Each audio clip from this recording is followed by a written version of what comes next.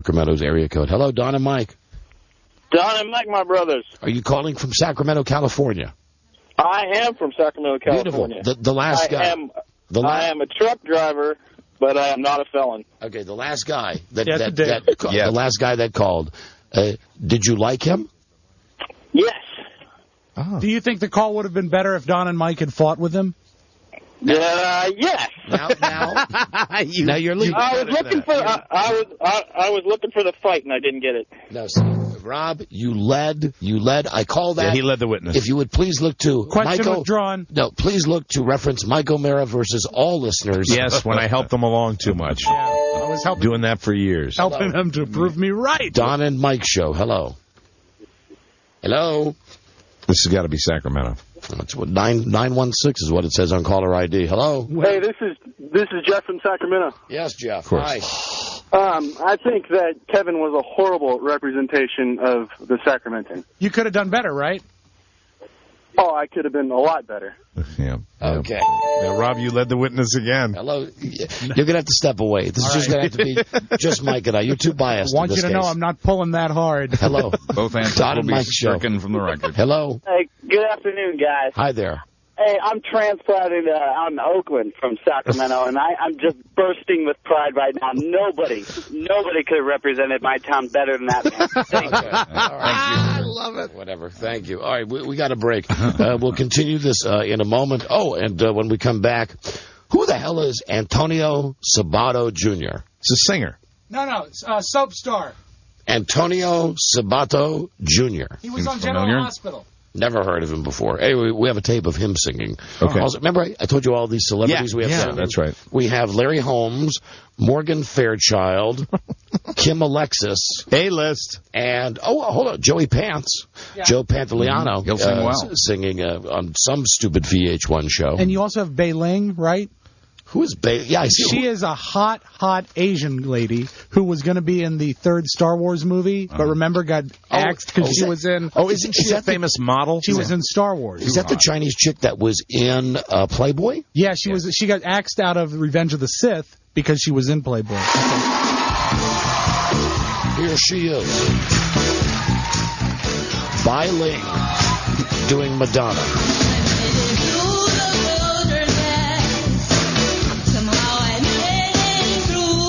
God damn. I think this is the winner.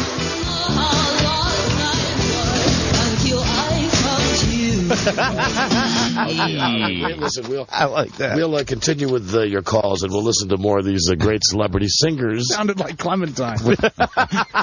When we come right back. Hi, Rob. This is the Don and Mike Show. This is the Don and Mike Show. Did I not clearly explain the circle of trust to you, Greg? Yeah, I think I got it. Then is there something you want to tell me? I don't think so. See, if I can't trust you, Greg, then I have no choice but to put you right back outside the circle. And once you're out, you're out. There's no coming back. Well, I would definitely like to stay inside the circle. Well, then tell me the truth. Jack, I don't know what we're talking about. All right, now look, Fokker. I'm a patient man. That's what 19 months in a Vietnamese prison camp will do to you. But I will be watching you, studying your every move. And if I find that you are trying to corrupt my firstborn child, I will bring you down, baby. Yeah. I will bring you down to Chinatown. The Don and Mike Show. When I hear them, I like to fall out. Don and Mike. I know that you're probably touching on this in the news, Buzz. I've got to mention, I called Buzz. It's very rare that I call Buzz what I think is an important news story. And it was. I let Buzz handle the news on this show. Right. You know, even though we enjoy interrupting him. So last night I'm flipping around and I get on ESPN News and they're doing this story and as it turns out, Bart has left me a message about the prank that they did at USC. Uh-huh. Now, you've really got to see the video to know what a great prank it was. Okay. In essence, here's what they did. The coach, Pete Carroll of USC, had a deal with one of the players. Now, I only know, like, Reggie Bush and Matt Leinart, the stars of that team. Mm-hmm. But I guess it's the other starting running back. So is Matt Leinart the wonderkind quarterback? Correct. Hey, that's German. That's Matt Leinart. Because he's got that little tinkle when he smiles. Leinart. He's got a problem with his bladder. He's got the little tinkle. Always is like a little kid way of saying pee-pee. Yeah, we use it. But I love that when they do that, when someone smiles on TV. I'll be right over. Gleams. He's got that pretty boy look. He's always hanging around with Jessica Simpson and dumb Nick Lachey. They would use that for Lyle Wagner on the Carol Burnett show. He'd smile, they'd put the sparkle in. You can trust me because I said so.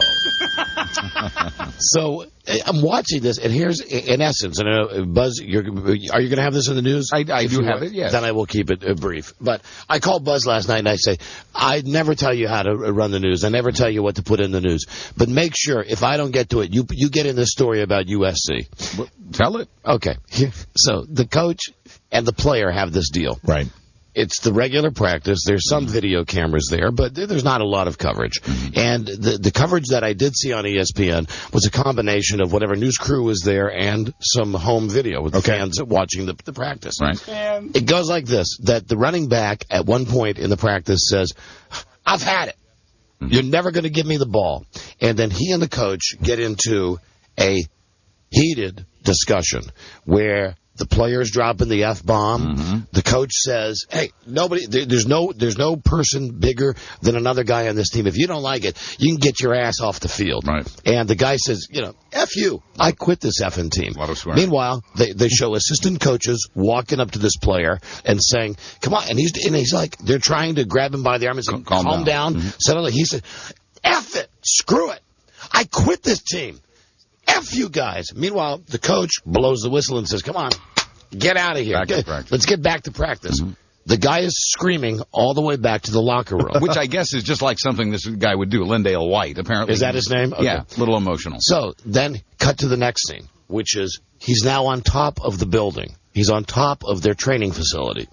And he's wearing the uniform. He's just come off the field. Right. And he is still screaming at the coach. Now, you see the players who are on the field looking up, and they see the guy going, I quit this team. And then someone comes and grabs the guy. The next thing you see is, and it's obvious when you watch the videotape, but if you were there, it all happened so fast. Right. They had a dummy up there who was wearing number 21. Who was wearing a uniform, wearing the helmet, wearing the jersey, and half the guys on the team really thought the guy had killed himself. Right. Oh, God. So they're talking to the coach afterwards, and the coach says, hey, come on, it's Halloween. I like that. The coach says, I'm amazed that so many of my players bought it. I mean, it was a good act by both of us. And I never call Buzz with this stuff. It was about like 8:15 last night. I call him up and I say, do you know anything about prank at USC where one player pretended to commit suicide? Oh, my God. Buzz is like, no. But I'll track it down. When did he let them in on the gag? I guess when they saw the dummy at the bottom of the... Right afterward, especially since some of them were genuinely upset that they thought they'd just witnessed a suicide. Oh, God. Coach Pete Carroll and this other guy, Lindale White, actually hatched this plan minutes before practice began. They extemporaneously put this together.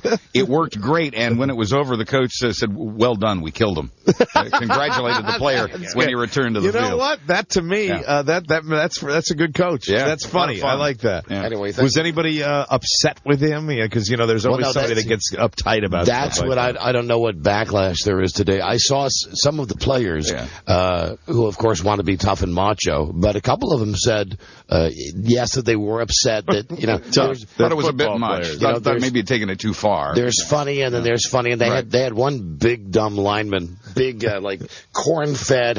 No way this kid came from California. He's Nebraska all the way. I mean, he's like something that came out and upset. Dumb, yeah. He said, there are some things that are funny on a football team among men, and I got to tell you, the thought of my teammate jumping to his death and seeing them all laugh.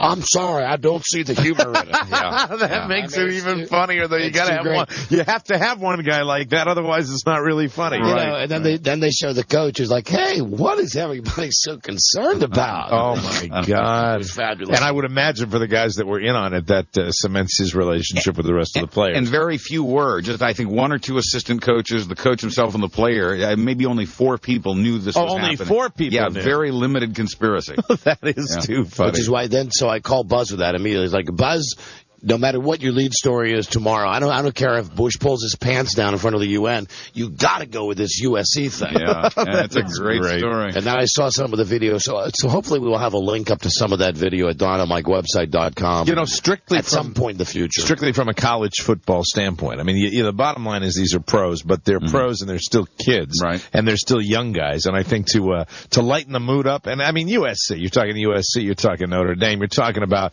programs where the pressure is so intense. I think that's a great thing to do for the students. It really, you could have knocked me over with a feather. I was laughing so much. I guess it's kind of a tradition at USC. They do a lot of pranks. Did you see the video of the dummy being thrown off the building? But now here's the thing. After you know that it's fake, right? When you look at it, you realize, well, of course it's a dummy. But if you're one of the players on the field, and you're just looking up, even in your peripheral vision, and the emotion, the height of the emotion at that point, everybody was caught up in the story. And then today, when I saw some reporting on it, one of the coaches was saying, "Hey, they fooled me." The guy came over and said to me he was quitting the program, and I said, "Don't do this. You're out of your mind. It's your scholarship. It's your life. It's pro football." And the reporter kept saying, "Exactly what did he say?" And he said, "Well, he said a lot of things that I can't repeat on television." That's true.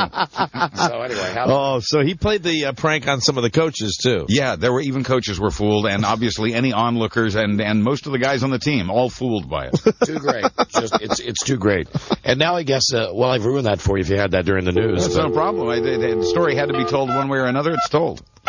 Hopefully, Beth Ann can talk to someone from the web. We can link to ESPN. I know one of the links that we have. I'm trying my brother again. One of the links that's up on our website today, finally, is the guy running on the field and grabbing the ball from Brett Favre. The guy who's already gone to court, right, in his suit. That's what I love when they show the guy in his suit the next day, cold sober. So funny. Okay, come on, Jimmy. Come on, BL. Is he home? Hello.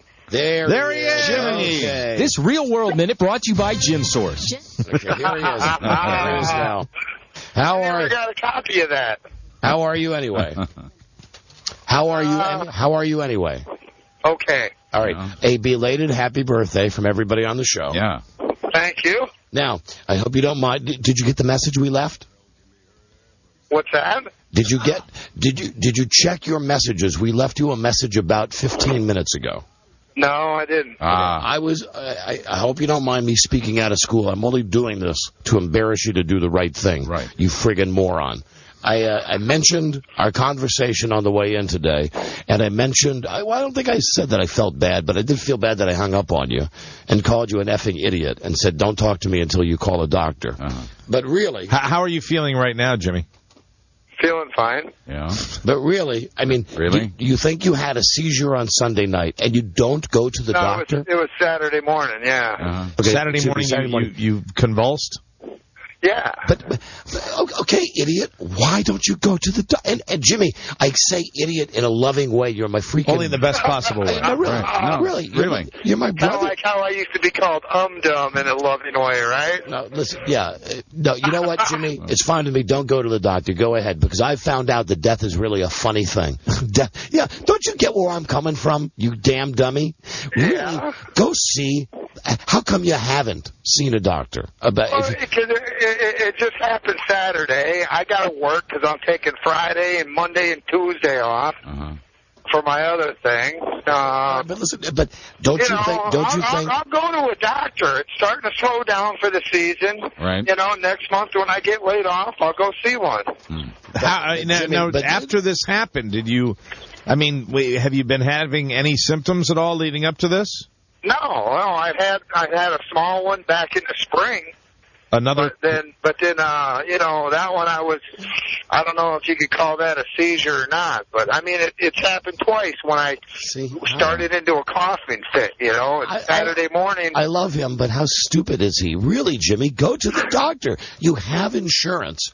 Go to the doctor. Your wife tells you Are you to go afraid? to the doctor. Are you afraid of going to the doctor? Well, not really, but what if he says, "Oh yeah, there's something wrong with you. You can't drive truck no more." Well, they probably. If DOT finds out, or hold on, Jimmy, I had a seizure, I ain't working. Okay, listen, hold on a second.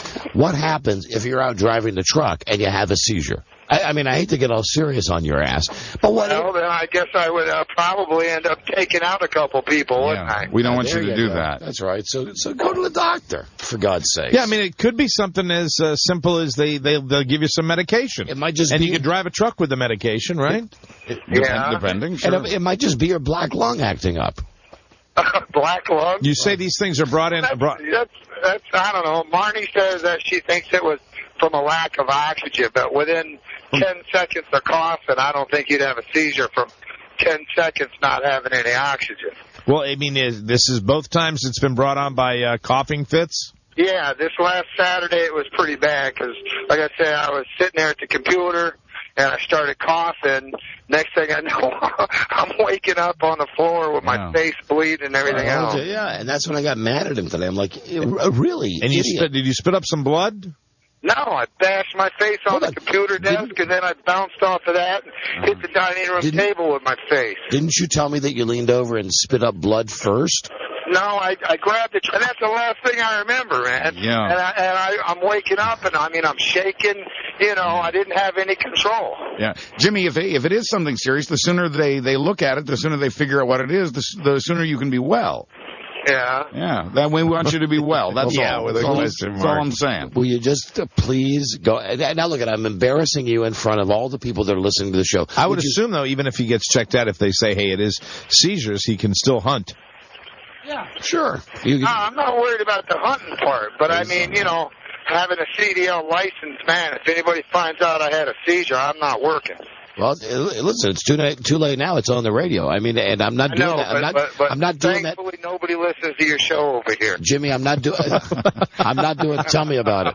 I'm not doing this to be cold. I'm doing this because you damn dummy. I'm concerned about your health. That if you're laying on the floor convulsing and you're not going to the doctor. Was this before or after you ate breakfast? Before. Oh, you should always eat. It's the most important meal of the day. That's right. Well, I mean, we had just woke up, had my cup of coffee. That's why for years... I have my cup of coffee and half a pack of cigarettes. For years and years, Rob has been eating 2 breakfasts a day, just to double up for good health. And one before bed. All right, well, will you promise now, in front of all of our listeners, that you'll go to the doctor? Yes, I will. When? Marnie call and make me an appointment. The sooner the better, probably. Thank you. Since this has happened, can you see spirits or ghosts?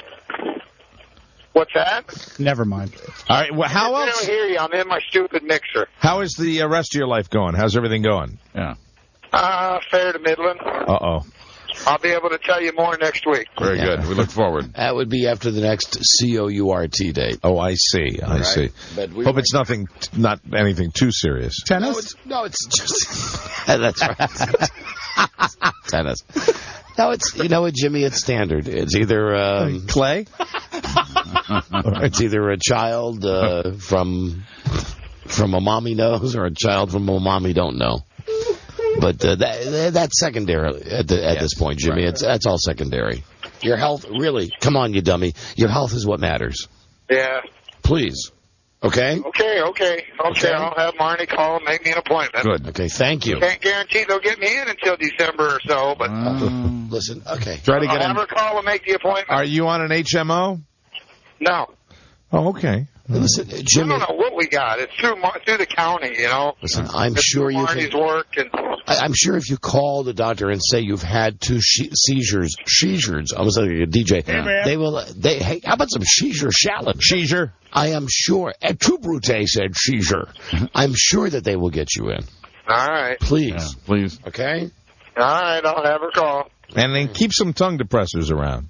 In case you have another one, so you don't swallow your tongue. Yeah, or get Marnie to get some of those things that you bite down on so that you don't. What's the sports guard, like for teeth? You mean? Or? Yeah, but it's more like it looks. God, what was that? That candy? It wasn't a candy bar. It was like a chocolate sucker almost. It was on a stick when you were a kid. Charleston Chew? No, Sugar Big Daddy. Maybe a Sugar Daddy, but it was longer and it had a stick on the end of it. The Sugar Baby was the little the sucking candy. It almost looked like a chocolate corn dog almost. Oh, okay. Is the product I think it's a Sugar Daddy, the long caramel hard candy. Well, Sugar Daddy was like that big and flat. Yeah. Anyway, you get something like that and shove it in my brother's mouth so that he would not bite his tongue. I mean, tongue depressor will work, but if you want to get a Sugar Daddy, you get a nice little taste when you wake up. And also, but also, I think a tongue depressor. My brother's a big, strong man. He could probably bite right through that. Yeah, that's true. But I mean, it has worked before. Balsa would though. I've done that every time I've had a seizure. But my brother is half wolf. You know that, Mike. Is he like Danny DeVito in the movie Big Fish? and kind of like Jack Nicholson in Wolfen. Yeah. Jimmy comes back in the morning and he's got like a dead rabbit on his stoop. And of course Michael J. Fox in Teen Wolf. Michael Landon and what was that one? I Was a Teenage Werewolf. And of course the great Lon Chaney is Larry Talbot. Jimmy, do you have long periods of time at night where you don't remember where you've been and you wake up and your clothes are tattered and you're covered with dirt? No. Okay, just checking. Think perhaps he suffers from lycanthropy. All right, Jimmy. Well, listen, all kidding aside, please get your ass into the doctor. All right. Okay? Before the next full moon. I'll do it. All right, and happy birthday, and I'll call you over the weekend. Okay, dude. All right, I love you. Take care of yourself. All right, bye. All right, bye. He seems like he's a little hesitant. I'm going to have to call his wife tonight. It's a pretty good reason, though. I mean, I can understand why he's not doing that. Sure. Well, so can I, but listen, I mean, if you want, let me get real on your ass for a second. Mm-hmm. I know death. I mean, it just happened. Mm-hmm. And it happened with Frida in a way that was unexpected. Mm-hmm. This, to me, this is just stupid. Preventable, maybe. That, you got something wrong with you, and you don't want to go to the doctor because you're not going to be able to drive a truck, and you're not going to. You might be thinking he'll have to go back to the porno bookstore. You're gonna have to wait a month to apply for your winter unemployment. You can have a seizure in a porno bookstore, and nobody will be any the wiser. But can you imagine cutting your head in there? And don't forget what Gil Grissom's always said on CSI. God forbid anything should happen to my brother. How many dead guys do they find with boners on CSI? Yeah. Every time they walk into a room, they have to say to Mark Helgenberger, "Hey, watch out." Mm-hmm, yeah. Johnny Stiff over there really is stiff. Hey, Marg, put your eye out. Watch out, Marg. Hey, Marg. Hello. Marg. Don and Hate Mike it when they do that. It's Marge. Hello, Don and Mike show. Hello, I think the candy you're talking about is the Slowpoke. It might be Slowpoke. Right. That might be another one. The more I think about it, the more I know what sugar daddies are, but I don't think that. Yeah, Slowpoke was almost a molasses product, right? Was it round? I appreciated it. All right. A Slowpoke? I've never heard of it. Yeah, You've never heard of a candy? I will tomorrow. Wow. Go to my library. Go Google it. I'm positive. I've had those. It's with Sugar Daddies and Black Cows. All the same company made those. Black Cow? Yeah. That was a chocolate version of it. Hello, Don and Mike show. No, that's a different candy. Okay. Black Cow. That's Oprah. Hello. Yeah, Slowpoke. Wasn't that the name of the candy? Yeah. Now everybody's calling with a Slowpoke. I've never had a Slowpoke. It's really good. I want one. Hello, Don and Mike show. Hey, guys, how's it going? We'll send Joe down to the Mercantile and have him pick you up. We'll have him talk to Nellie Olson. Nothing sits on top of a barbecued chicken like a Slowpoke. Hello, Don and Mike show. Thanks. Hello. Hey, guys. Hi. Hey, I just want to let you know the same exact thing happened to me about a year and a half ago. And I went to the doctor. I was smoking cigarettes, and I started coughing, and I fell off my chair, and I woke up, I guess, like 10 seconds later. I had burned a hole in the carpet and had a big cut on the side of my head, and the entire white part of my eye was red, and just blood red. So I went to the doctor, and it turned out that I had just busted a blood vessel in my eye, and it was just due to smoking. But the doctor said that it could have been very serious. See, smoking will kill you. Yeah. I quit the next week, and the doctor just said that all they need to do is run some blood tests, and so that's the same thing your brother needs to do. Just get the blood test, and he'll be fine. At any time, did anybody shove a Slowpoke in your mouth? No, they did not. Thanks for calling, Mr. Cassidy. So you wouldn't bite your tongue off. Hello. So I was having a cigarette, and then I just Jack hit Cassidy. my head on the coffee table, and the house burned down. I'm with on me fire. in it. I'm on fire. David! Fire. Sean! I'm Jack. I'm Jack Cassidy. I'm bisexual. There I am. Columbo. I had a coughing fit, hit my head on the coffee table, and look at me now. I'm a pyromaniac. Jack Cassidy. Hello, Don and Mike Show. Hey, guys. Shirley You were Jones? talking Sure, I've been there. Yesterday, all the great ladies, Juliet Prowse. Lovely ladies, all with me. Of course, I spent time with Columbo, Macmillan, and wife. Both of them. Simultaneously, I'm Jack Cassidy, bisexual. McLeod, everyone on the NBC Sunday Mystery Movie. And when I was a young lad, I was broken in Hollywood by Errol Flynn. Jack Cassidy. I'm Jack Cassidy. I'm bisexual.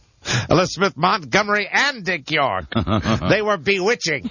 Hello there. Hello, you're on the air.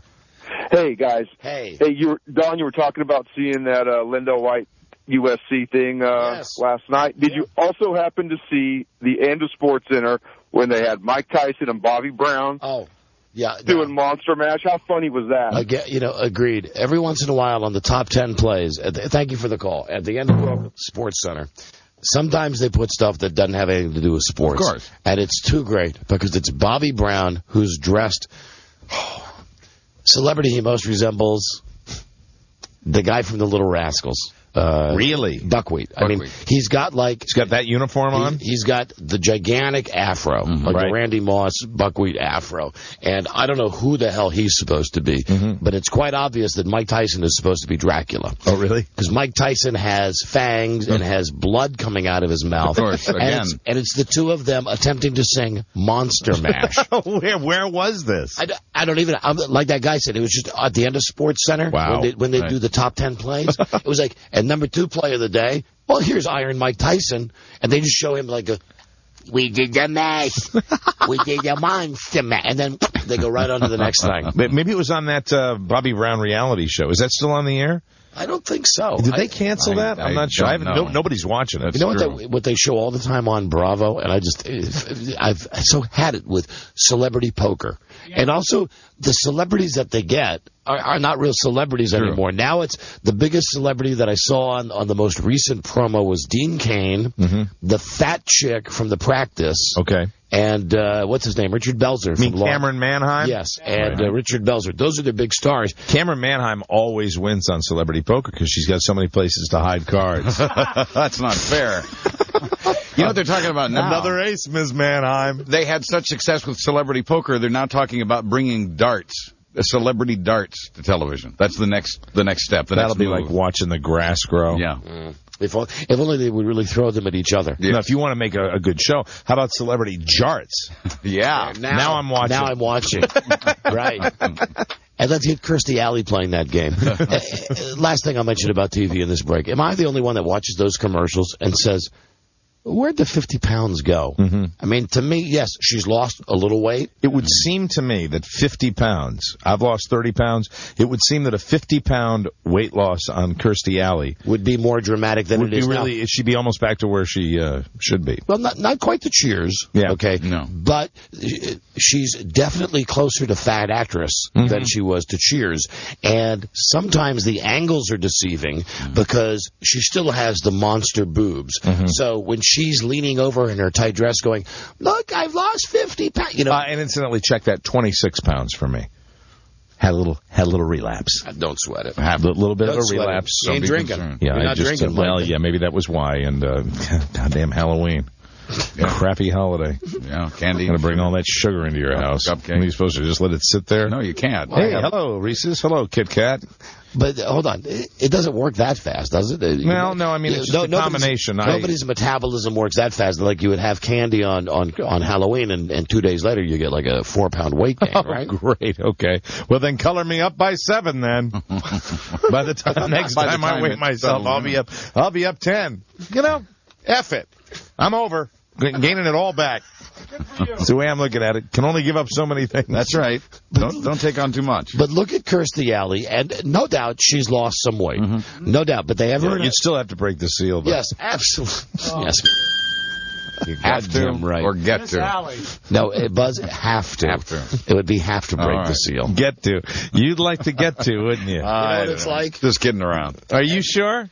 I've always found her attractive. She's too heavy right now. Yeah, I agree, Buzz, but she's sloppy. But even when she was on Cheers, she was sloppy. You know what I imagine she would be like? And I know that I've got these now in the house from having the grandkids around recently. I don't think they can make enough perfume right now. Okay. Have you ever seen like these little things of Jell-O pudding that are in the little one-serving plastic container? I got tons of them in my house for my kids. Everybody with kids knows. And you know, you pull back that little the top on it, and you've got that layer, that pudding layer. The pudding skin. That's very much what it would be like with Kirstie Alley, I think. Oh, God. I love pudding. You have successfully grossed me out. Well, Mike, you talked about breaking the seal. Yeah, but I didn't want to go into the details. It's like if you pulled back that metallic, whatever that paper is. The foil, yeah. Yeah, the foil, thank you, Buzz. That's what you would get with Kirstie. Kirstie Alley.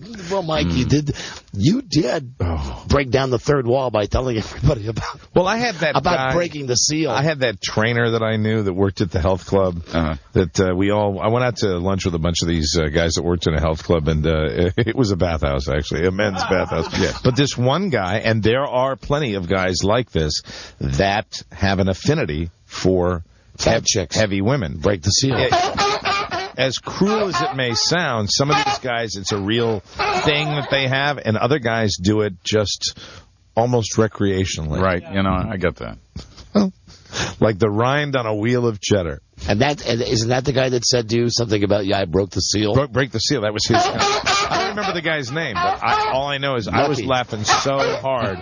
He had a whole system. And then one of the things was to, he went into great detail about it, like the position of your body, just so you can, accomplish what you need to accomplish with as minimal fallout as possible. Right. And, I think it requires keeping your body in the perfect C position. So to speak. With a very fat chick. It's like a miniature golf course. You say, how am I going to make this in one shot? You're just not, it's a question of not losing contact. Because if you lose contact, you might be in for a world of hurt. Yeah, you don't want that. Then you get lost in there. Then you're like back to Buzz's movie. It's not really getting lost in there at all. It's a question of opening a vault. But you could get lost in there, because I imagine this is like in Buzz's movie, if you fall down the rabbit hole. Yeah. I mean, really. Well, there's certain things. He had a whole, had the etiquette. He could have written a book. He said he was going to eventually write a book about it. You could be mounting a fat chick, and the next thing you know, you're biting on her tonsils. This is true. And just your feet are incidentally hanging out. That song I like to quote, that was the only way to accomplish that. Oh. Yeah. That's what he said. You mean your big face down. Face down. Yeah. That's what he said. Right, DMX O'Mara. He said that. We got you. Okay. Any other way, John O'Mara. Ain't gonna happen. I'm with you. I feel you, dog. Really? You're a little pitchy, but I feel you on that one. Unless you're doing 50-pound curls at the same time. There's too much you'd have to be responsible for. Yeah, if you're going to get any enjoyment out of it at all. It's a challenge. That's why fat chicks are good lovers, though. Well, he said that too. The gratitude is because they know how much we go through to take care of them. Yeah. But the whole thing that he said was that particular way of accomplishing that was necessary on a variety of different levels. For not having to really... I can only think of one or two. Yeah. And a lot of times, wouldn't a step stool be handy? Well, you had to, it was that position and also the use of, you had to have a number of pillows. Oh, to elevate her. Yes. Right. So it wasn't. It's not something where you could, have somebody just flat. Right. That was impossible too. Probably the best place to bang a fat chick would be outer space, because you'd be weightless, right? Yeah. That could work. So the issue because everything would go up. Right. And then you could accomplish the other way. What you need to down there. Right. Why doesn't NASA work on that instead of putting another man on the moon? Too expensive to get that size of a spacesuit. That's right. You wouldn't have any room in the shuttle. Yards and yards of fabric. You break the seal. No, you send your chick fat astronauts. You send them up. Bitch astronauts. send them up like in bikinis. You could do some experiments. Or nude. Yes. But if you did that, they might not be able to breathe. Hello there. In a weightless environment in the shuttle, with their spacesuits off. Listen, we used to send monkeys up, and they were expendable, so were fat chicks. It would just kind of be like everything would come up, and then it'd be like... All right, so we lose Carney Wilson. You know what I mean? We can't afford that. As she used to be. Hello, Donna, or Kirstie Alley. Yeah. Let's send her into space. I think Kirstie Alley has gotten herself to a point where you wouldn't necessarily have to adhere to the same rules as... Oh, no. I disagree. This guy I was talking to... I know what you're talking about. He had a particular class that he would go for, a weight class. Something tells me that if Kirstie Alley got down to a size 8, down there, if there were such sizes for women's, It all depends on the elasticity of the skin. I believe her Daisy would be about as worn out as the elastic around my underpants right now. I think it would be like a rubber band that had nothing. It would just... Well,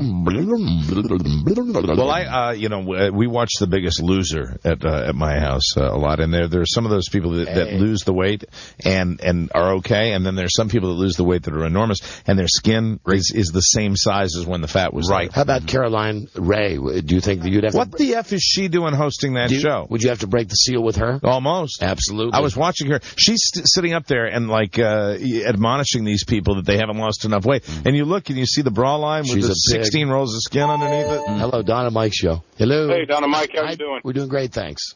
Greetings from York County, PA, WOYK territory. My quick 2 cents on fat women, or my 2 calories rather.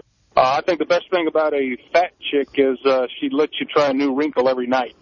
Oh. Okay, listen, now we're getting into the land of fat jokes. Go to and incidentally, I'm a fat guy. I can talk like this. I'm a fat guy. Hello, Don and Mike Show. Hello. Hey, Don and Mike. How you guys doing? We're doing great, thank you. I'm calling to tell you where Mike Tyson was doing his little sing-along. Oh, where was Mike Tyson singing with Bobby Brown for Halloween? It was on Jimmy Kimmel Live late about the other night. All right, well, that explains it. I wish that Jimmy Kimmel wasn't on the same time as Letterman. Right. Because when I'm up late enough, I watch... Jimmy Kimmel get any ratings at all? No. I watch Jimmy Kimmel very... well, obviously, he's on at midnight, so it's late for me. But every time I'm awake, if I watch it, that show makes me laugh. Yeah, he is a very funny guy. Pretty good, except I guess I don't watch the show often enough to know why this is, but...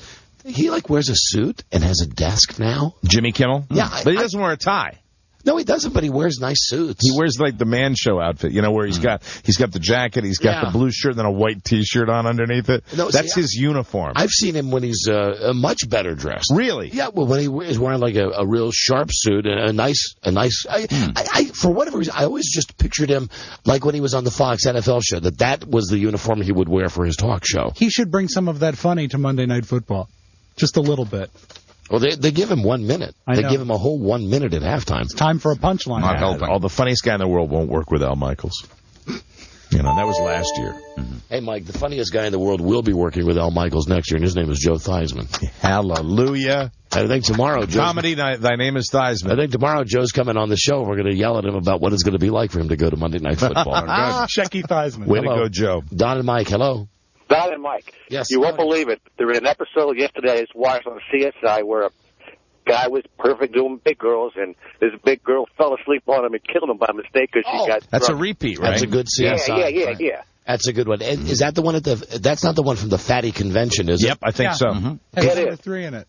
Because they also had the one at the midget convention where they had the midget that was hung really serious. But no, I mean that's Scott the Dwarf and the and what Buzz and the plushies to where they wore the animal suits. Remember that one? That's another. Is there any reason why CSI is the highest rated show in television? Not in my mind. Not in my show. There's one reason, and that reason is Paul Guilfoyle. Yes. Who the hell is he again? Brass. That's the guy. Lieutenant Brass. And he's Brass, I know. I've watched He's the show. cop. He's the cop. The cop with the lantern jaw? Yes. Yeah, and also he's the guy at the very end. You know these people are special on TV shows when it says, and as Officer Brass, Paul Guilfoyle. Whatever. So he renegotiated his deal, got a better credit? Got the Tom Bosley credit. Tom Bosley. Hello, Don and Mike Show.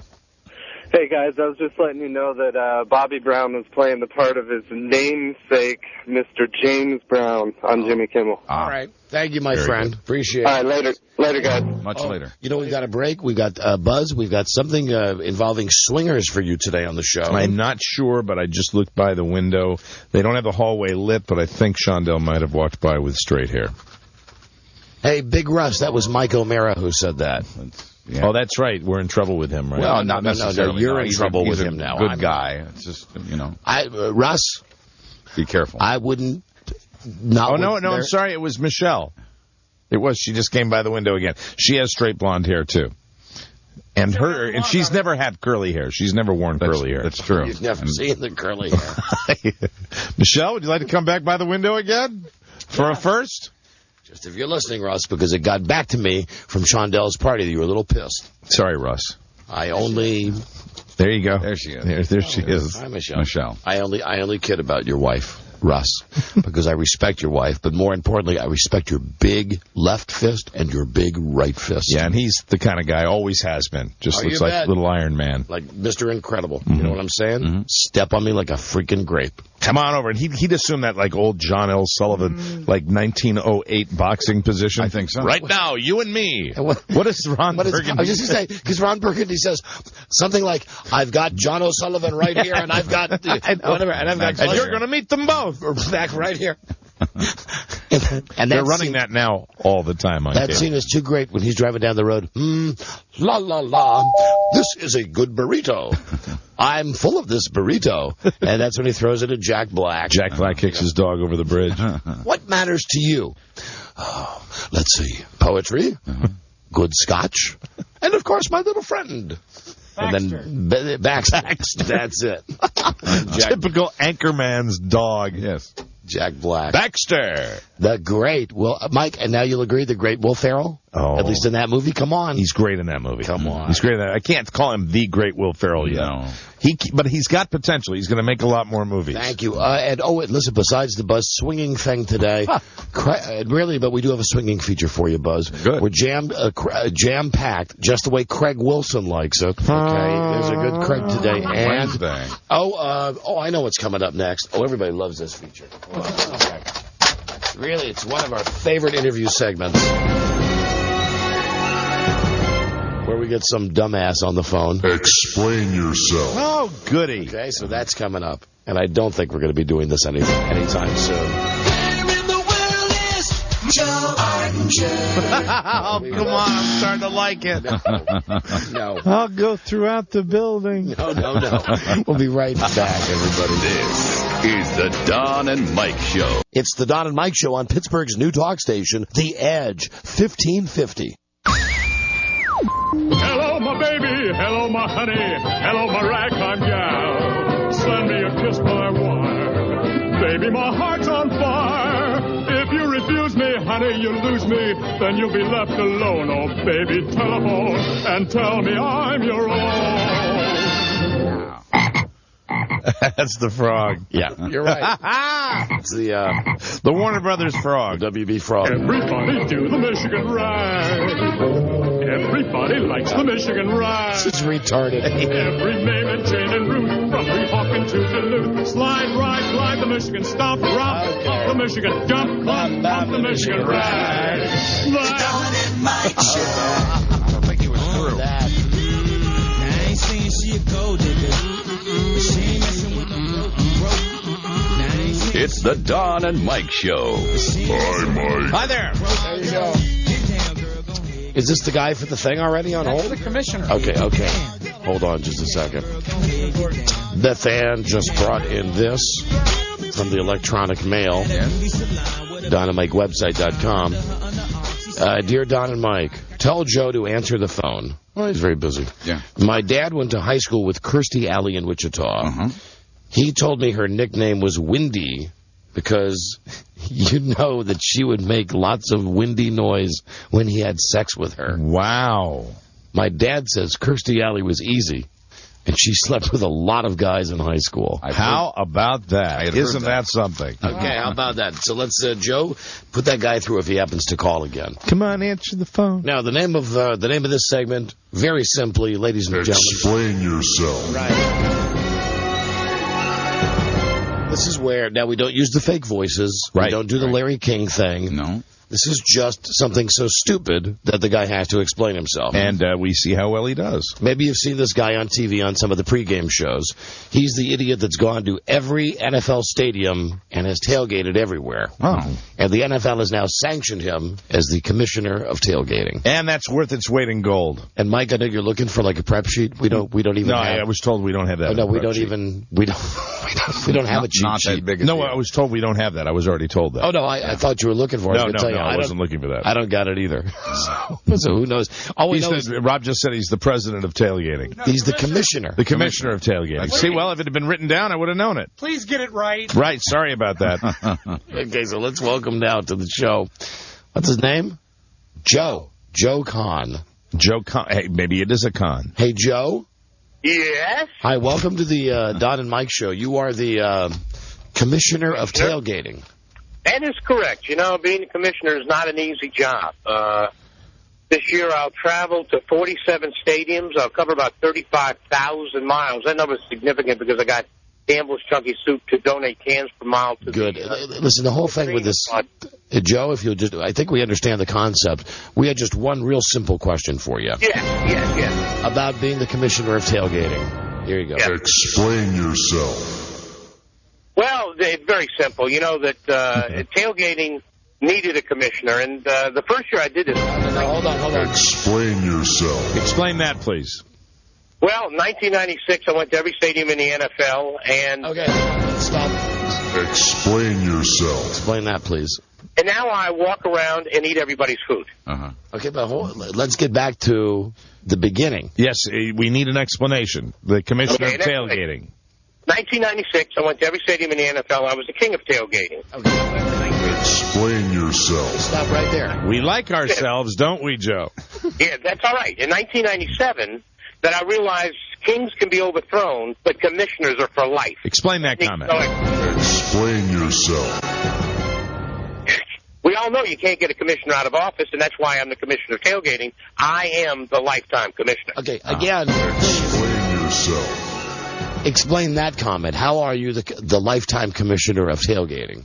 Well, I was named commissioner of tailgating in 1997 at NFL headquarters. Happened that I named myself, but I don't think that really matters. But now that requires an explanation also. Explain yourself. You see, to us on this segment, we call explain yourself. Everything matters. And that's all right. Okay. When you toss out something like you named yourself commissioner and then the NFL got involved, well, we need to know. You must explain yourself. All to the details, Joe. All the details. Okay. Mm-hmm. All right. I had the microphone. I was at a press conference that I was leading for the new NFL Family Cookbook, and I named myself. Explain that, please. Did you write the cookbook? No. They just decided they needed someone authoritative. How did that work? Explain that to us. Explain yourself. What, Joe? Yes. Explain that part. How they needed somebody with a microphone. How did that work, Joe? Well, I owned a cooking school in New Orleans. They wanted an authority on tailgating, having been to every stadium in the NFL, and that's how I was. Let's talk about explain yourself. The cooking back in New Orleans. The cooking and how that got you hooked into the NFL. Well, the cooking, because I love to eat and I love to cook, and that's what tailgating is about. Oh, let's stop again now. Explain yourself. This is why this is such a good segment. Why do you love food? You know, we're like a doctor. We probe and, and we get to the issues. Why do I love food? Yes. I'll tell you, because food is what we were all based on. And I want to say that being... Explain yourself. No, I believe both Mike and I know evolution and reproduction. Explain to us your last comment. Well, of course, you know that eating a brat will make you a happier person. Well, that's easy, but how is that... Well, I'm confused now. Explain yourself. Did you have any financial interest in this to start out with? Yes, I... explain that, please. Explain yourself. I bought a motorhome and paid for all the gas and paid for all the lodging and paid for all the parking, and just... No, I'm sorry, Joe. I was talking about the start of this whole thing when you went to NFL headquarters. Did you have a financial interest in that? No, none at all. Did they pay you to be there? Did they pay you to be there? No. I was one of the honored guests. Oh, okay. All right. Why were you an honored guest? That requires an explanation. Yes. Explain yourself. I explain myself. There it is. Yeah, I was looking for the button there. I couldn't find a button. After some rich pregame food, do you ever suffer from fecal urgency? No. I am being... Explain yourself. How can that be? I see the ads for the Campbell's chili with the guys outside where they say, this is hearty food. How could that be that you... I would imagine that there'd be some discomfort. Some F-U. Oh, no, not at all. Urgency. That if you're out of training, if you're out of shape year-round, you will have no discomfort. Here's something you don't have to explain. Can we get your current height and weight, please? My current height and weight, I think I'm about 7'2". Come on. No. Our listeners demand the truth. Please, tell us the truth. Okay, I'm 5'9" and about 235. Great big fart. Just about Sam Mills size. I mean, good for a linebacker. Wouldn't it be ironic if someday you died of starvation? It would be ironic. It would be ironic because there's way too much food. And Joe, what do you do for a living? That's my game. I'm the commissioner of tailgating. No, what? Explain yourself. So the NFL compensates you? No, the NFL doesn't compensate me at all. How do you make a living? Well, I get corporate sponsors. And we got one. There you go. See, that's why we do explain yourself, because now it's becoming clear. Okay, I get corporate sponsors, part of it, and the rest I pay for. Are you independently wealthy? No, but I do some. I do some cooking shows and some cooking classes that allows me to buy a beautiful 2005 Country Coach 40-foot that I bought this year. How did you do 32 stadiums in 16 weeks? Well, because you have, like, this week, I am right now at West Virginia. I'll see the West. Explain yourself. West Virginia tonight, Annapolis on Saturday. I will do Baltimore at 1 o'clock on Sunday and Washington at 8 o'clock on Sunday. What is the worst thing you ever ate just because it had cheese melted on it?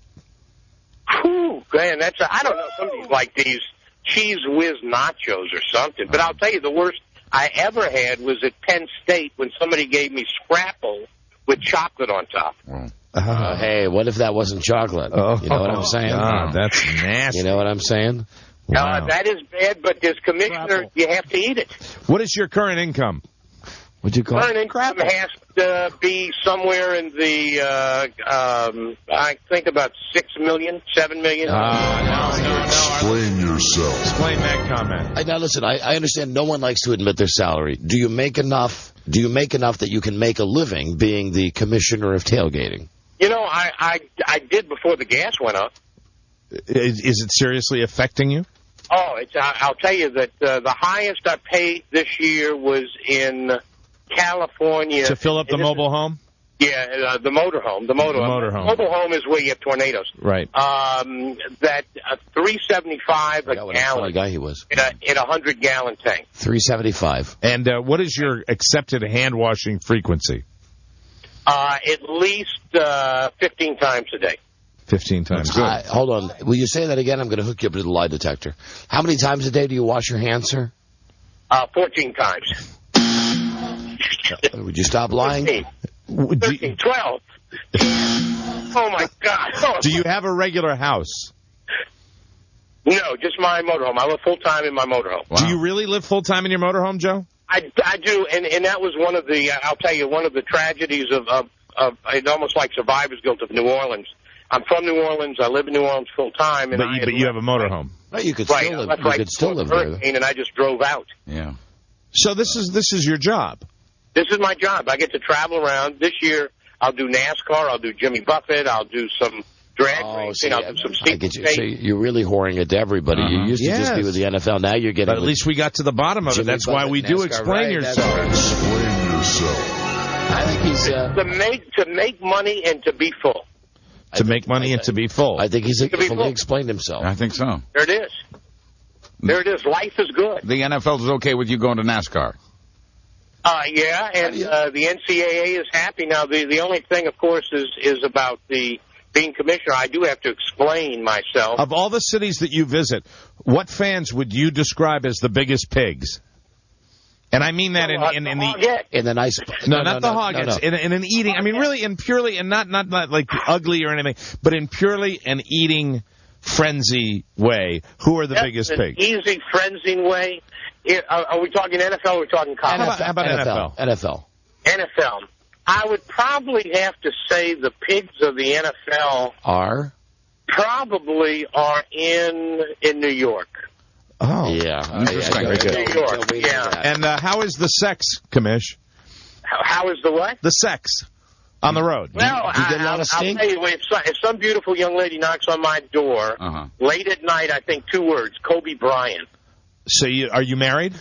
No, I'm not married. So if a chick, hold on. If a chick knocks on your door, what, you would be accused of rape the next day? Please explain yourself. Explain that. To do with the bratwurst, the bratwurst and hot sausage. Something tells me if a girl knocks on his door, he better let her out. Oh, that's what it was. I knew there was a knock on the door. Joe, are you a single guy? Are you a single guy? I am a single guy. And you're a heterosexual male? Yes, I am. And do you ever hook up on the road? Occasionally, somebody wants to stir my pot. Wants to stir your pot. Good answer. All right. Congratulations. Unrelated, Joe, before you were on our previous break, we were discussing fat chicks and Kirstie Alley and the alleged weight she's lost and breaking the seal. How do you feel about fat chicks? I mean, I think they serve a purpose to show people that you can eat a lot of food. And they also serve a purpose to show that there are some women, because of their weight, will do absolutely any act, no matter how degrading, simply because they're looking for approval. And I'll ask you know what? Is that not true? That's been my experience. Come on, fatty. Here we go. That's a good girl. Now, no, bend over the other way. That's right. Roll over. Hey, look what I got. Reese's Peanut Butter Cups. I have a legitimate softball question for you, Joe. Softball, okay. Who in the NFL cities, seriously, who has the best food? The best food that if you were to go to a parking lot in an NFL city where you could go from car to car to car, SUV to SUV, who would have the best quality of food? Legitimate question. Well, I'll tell you, Tennessee and Kansas City have just incredible barbecue. Mm-hmm. I'll tell you, fan for fan, I have to say that almost New York because of the diversity of the different types of food. Right. Okay. Diversities. Pretend we, Don and I, are tailgating at Jack Kent Cooke Stadium. How would you approach us? If we were out in Raleigh, Maryland. I would walk up, and because you guys are manly men. Yes, we are. Thank you. And, have that heterosexual look on my face saying, how did you cook that? How did you cook those ribs? Okay. You, of course, would be so proud, and you'd say, here, have some. Okay. Or if that doesn't work, I give you my card and say, I'm the commissioner of tailgating. I need to taste that. Now, see, you gotta be careful because you walk up to the wrong guy at the stadium. He's going to give you a bratwurst to taste. Well, he'll give you. That's right. He'll give you the bratwurst. In your thousands of miles of travel, have you ever had your ass kicked? Well, no, never. Because being the commissioner, I'm neutral, and wherever I am, I wear the team colors. Have you ever seen Jim Nantz of CBS Sports wearing women's clothing? Only a pants when women wear pants. I'm not sure about some of the styles of pants. Have you ever pulled John Madden's finger? Only with the 6-legged turkey. That's the thing that he has every Thanksgiving. Don and I tailgate with delicious frittatas. I pulled his leg, I think. I didn't pull his finger. All right. Okay. Well, you explained yourself, Joe. You sure did. I think we've gotten the gist of everything that Joe Kahn has to offer. Absolutely. Joe, good luck. I hope you don't get. I hope you don't on get the road, and let's grill one for the Gipper. Yeah, let's hope you don't get the crap kicked out of you this weekend in either Baltimore or here in D.C. Good luck. Thank you, Joe. Good luck. I'll see you down the road. No, you won't. There you won't. Bye-bye. Bye-bye. That's how we play. Explain yourself. That was I believe that, we've done that a bunch of times. I believe that was a textbook example of explain yourself. That'll go in the manual. Because really that was a guy that needed to explain himself. If we hadn't done it that way, we never would have gotten any answers from him. We found out that he does do it for a living. He does not have a home. He lives in an RV. And he bangs lots of fat chicks in the RV. There you go. Okay, that's it. That's a good life. Good luck to him. We have found really that's the first time with Explain Yourself that it just serves such a purpose. Sure does. Great big fart. And he couldn't help himself either. He had diarrhea of the mouth as Real bad one for the Gipper. As bad as you and me do. I mean, well, he's probably used to going on radio shows where his patter just slays, frickin' frack. Patter. Oh, your bratwurst. Wow. Wow. Sports Talk FM. Thanks, Joe. We'll be back on 106.7 The Ball. Talking with Joe, the commissioner of tailgating, for all the hungry fans. Duh. Washington's first all-sports FM station. You're listening to The Ball. Thanks for being on with Craig Karmazin in the afternoon here on The Ball. Great to have you on the ball. You're on the ball. Oh, and how about back in the day? When I'm sure you guys heard this back when I first got into radio, when radio stations do something crazy, they'd run an ad like going, this weekend, 13Q has balls. Bum, bum, bum. And like everybody's going, wow, shocking. Cutting edge. Giving away basketballs or something, I know. that weekend. Yeah, and then what a disappointment when you found out that they, didn't have a testicular angle. We're really giving away hoping. real life testicles. You really thought there were a bunch of guys down there, going, look at these. Take a look at these. Can you imagine that at a football game? Everybody with their favorite jersey, and then, look at these! Just the bees. Take a look at these! Just the big bees hanging out. We're having a ball this weekend. Check these out! Welcome to the radio promotion. Big fat guys with the jersey just coming up right to their belly button, and then just everything else hanging out. I don't care what you're eating over there. Look at these. Mommy, look at that man. Oh, darling, that's Joe Kahn. He's the commissioner of tailgating. Stay away from the station van, honey. Hey, come on. You can touch it. Touch these. We're doing a promotion. I'm the commissioner of balls. Welcome to Cleveland Stadium. Rub 'em for luck. We'll be going to every city in the NFL. Now, listen, he mentioned he's going to both Ravens Stadium and Redskins Stadium. I think very good chance he does not make it out of Baltimore alive this weekend. Yeah, very interesting. He will not make it to the Sunday night game in D.C. They'll probably get one of those little fraternity pranks pulled on him. That would be Hey, how do you like this, commish? I'm doing deep knee bends. So there'd be people in Baltimore. Hey there, boy. What's so funny? Hey, look at that guy over there. Look at that guy. What's he? He ain't got no pants on. Let's roll him. The kick of the crowd. This one's for Cal. I know it's a football game and all. Right on. This is for Cal. Right in the beanbag. This is for Cal and for Ray Ray. Poor Ray Ray's not in the game today. This weekend, Free FM has balls. Come to your favorite stadium and see the fans, specially selected. If you're smart, what you do in this day and age, you do it, but you hook up with Dick's Sporting Goods. Mm-hmm. Yeah. So, you win balls from Dick's, right? Get it? Yeah. Would they have the courage? I think not. That's why, as I point to my head up here, and the same thing with you, Mike, I'll say this about you. Yep. I mean this. There's no off switch there. No. There's no going off all switch. The time. Mm-hmm. Any of you stations out there listening, if you'd like to steal these great ideas, be my guest. Mm-hmm. We've got balls, courtesy of Dick's. And you don't always make it the big sponsor too. You find the local establishment. Got to be a place in any big city named Fuzzy's. Always on. No off switch. There is no off switch. No. That's great. Okay. Check these out. Right. And when we come back, we won't be doing this. Where in the world is Joe Arden? We will not. Stand by for your swinging no buzzes at the moment. This is the Don and Mike Show. 1550. The Emmys. What does that mean? I have been to several Elton John concerts. What does that mean? What does that mean? Right. Elton John is a gay. Is a gay. The Don and Mike Show. You can can call Don and Mike anytime from anywhere in America. 877-365-3636. They're ready to believe you.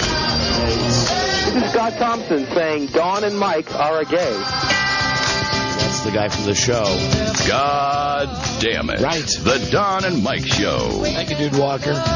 Buzz, stand by for your swinging. I'm ready. I'm always ready. Also, you should know that tomorrow on the show, oh, goodness, we're giving away a meet and greet with Willie Nelson. Oh. Ain't that something? We can't win. You had not have fallen. I would not have loved you. Barbecued meat. And, yes, lots of weed. Angel flying too close to the ground. Also, I don't think we've ever spoken to George McFly. Oh, that's right. Who called and left the message. We'll call him. And I'm real sorry about that meltdown about him. I'm going to have to tell him all about it and apologize to him. And also, did we mention that? Did we mention that Rob met Jerry Lewis over the weekend? No. Yes. We didn't mention that. Nope, and we'll hear all about that, I guess, tomorrow. That's just way too much. And too much other stuff to get to. And tomorrow also, either it'll be a great show or an awful show. As it is every day on this show. It's just a flip of the coin. Easter family. But tomorrow, we've got the super meeting with Bobby Bacala, where Bobby's going to tell us how much he loves us, which translated means how much they hate us.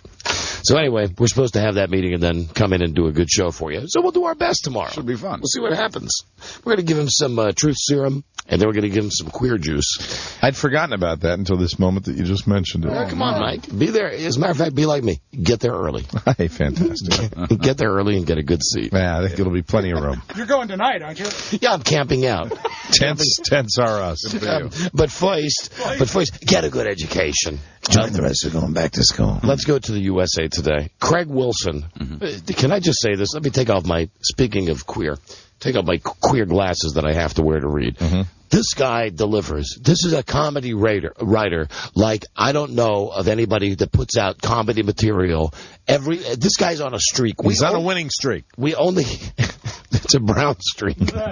We only read his stuff when it really suits our purposes. And the last 3 or 4 weeks... he's been go-to. We cannot avoid him. Out of the park. So without further ado, from today's edition of the USA Today, the final word by Craig Wilson. Do these jeans make me look even weirder? Nothing more. Every now and then a book will cross my desk that virtually demands to be read. 50 Relatives Worse Than Yours is the latest. How could that be, I wondered? How could there be 50 relatives worse than mine?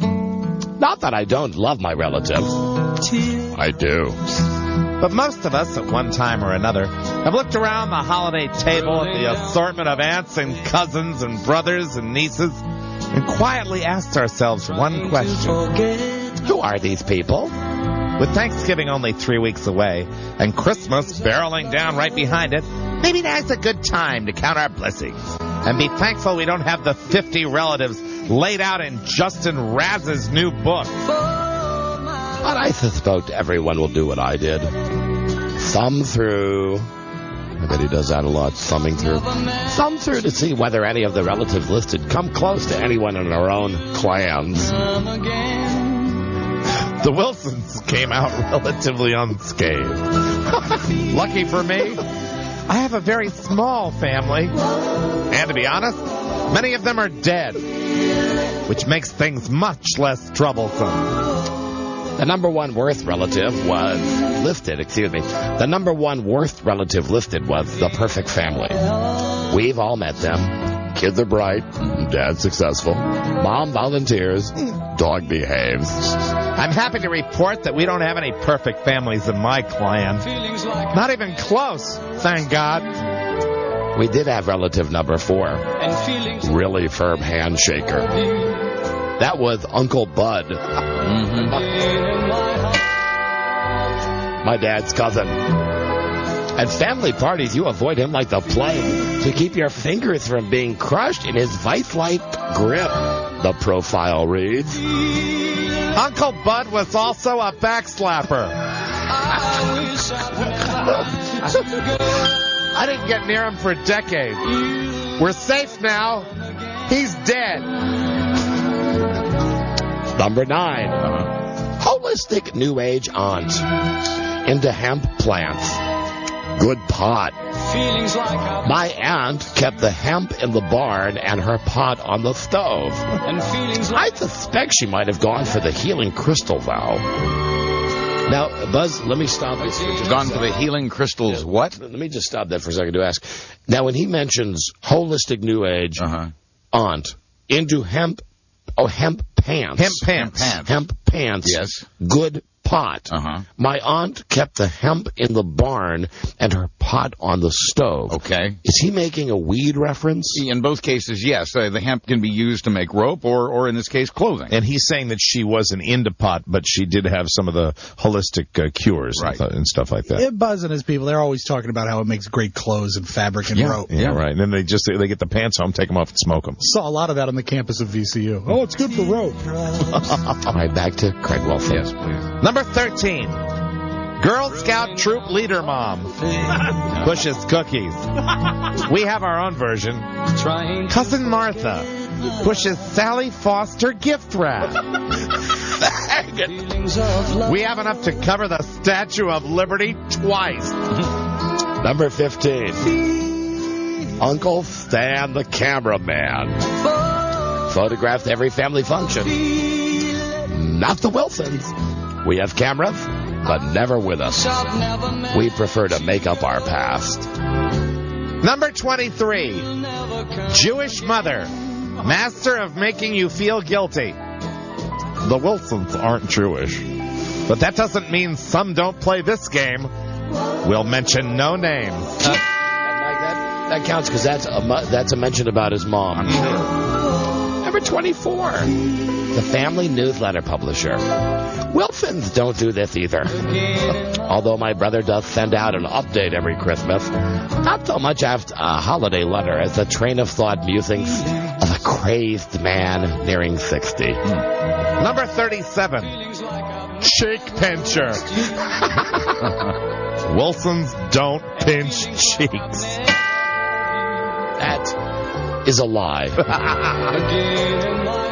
Number 41. The Martha Wannabe. Creates squash bird centerpieces. Wilson women never tried.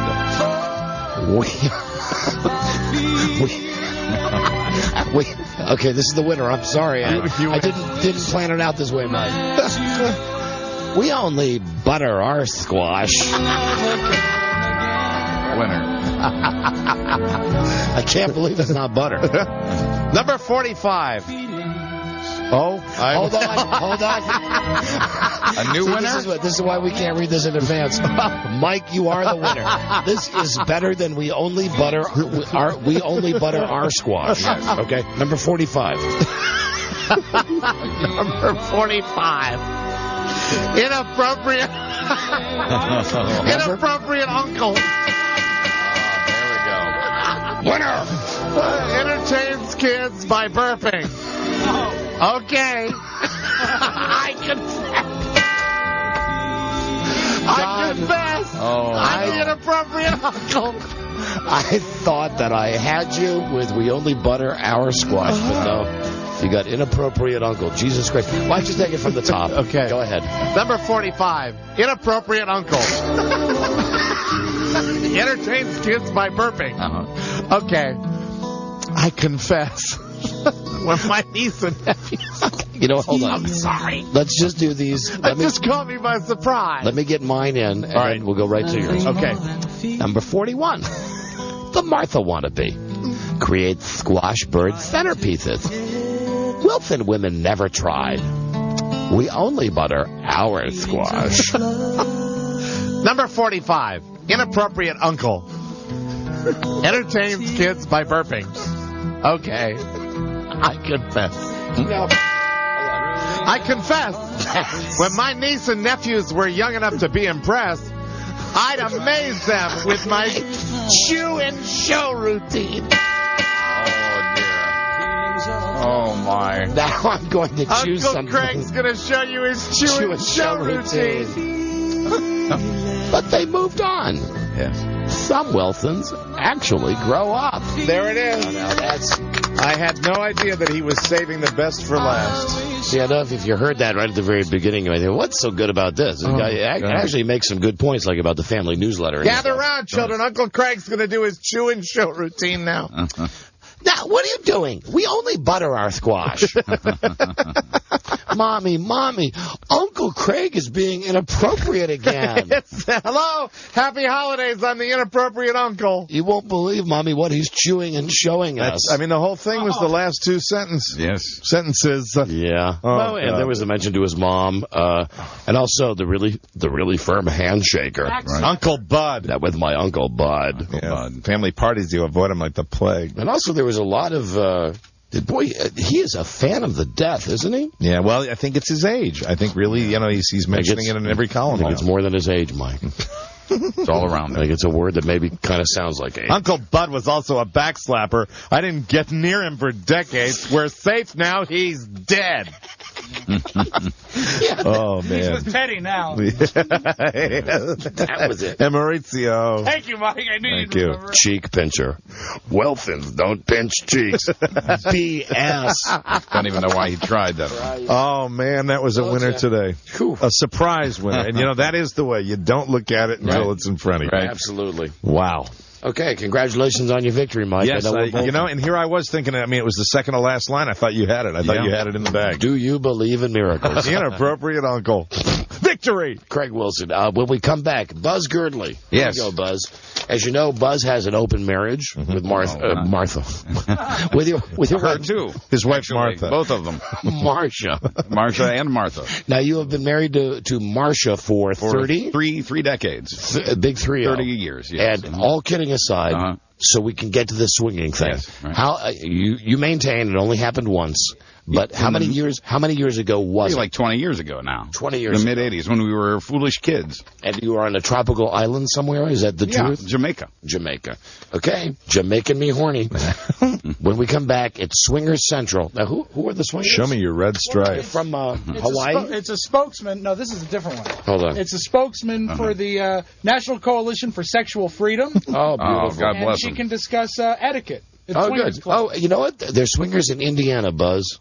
Muncie, Indiana. The Heartland. Isn't that where Naked City was? It sure was. Right. Dick Drysdale, I think that was the guy's. Was that Captain 20? That's Dick Drysdale. Dick died. The guy's first name was Dick, and he was in a wheelchair, and it was naked. That was it, Buzz. Dick Drost's Naked City. Fantastic. Well, who wouldn't want to know about this? Not only Buzz. See, Naked City was a place that, when I was growing up outside Chicago, when we lived there for a while, when you would drive from anywhere in Chicago, you would have to go through Indiana. Right. And right on like in Gary, Indiana, which is just the armpit of Indiana, you would start seeing signs, only 30 miles to Dick Drost's Naked City. And the fully clothed youngsters, the 18-year-old boys, would drive down to check it out. We did. One time we drove down. You didn't have to get naked. You could just stand on the other side of a fence. Yeah, no, you paid $5 a head, no pun intended, and you stood on the other side of a fence and you watched incredibly fat, old, ugly people playing volleyball and having a barbecue. Like a swinging safari. At Naked City. And they didn't mind you staring at them. No, they didn't. Was there any heckling ever or anything like that? It was like we were so jacked to get there that day. I mean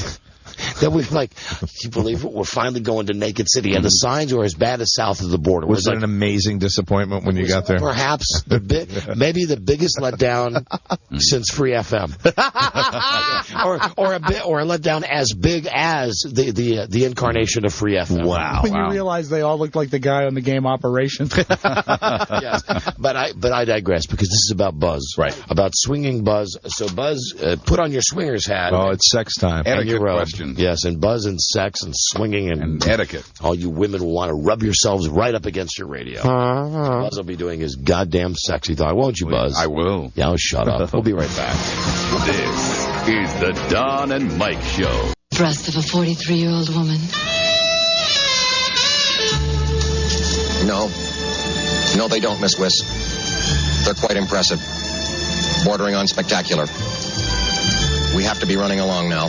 What's your hurry, Sergeant?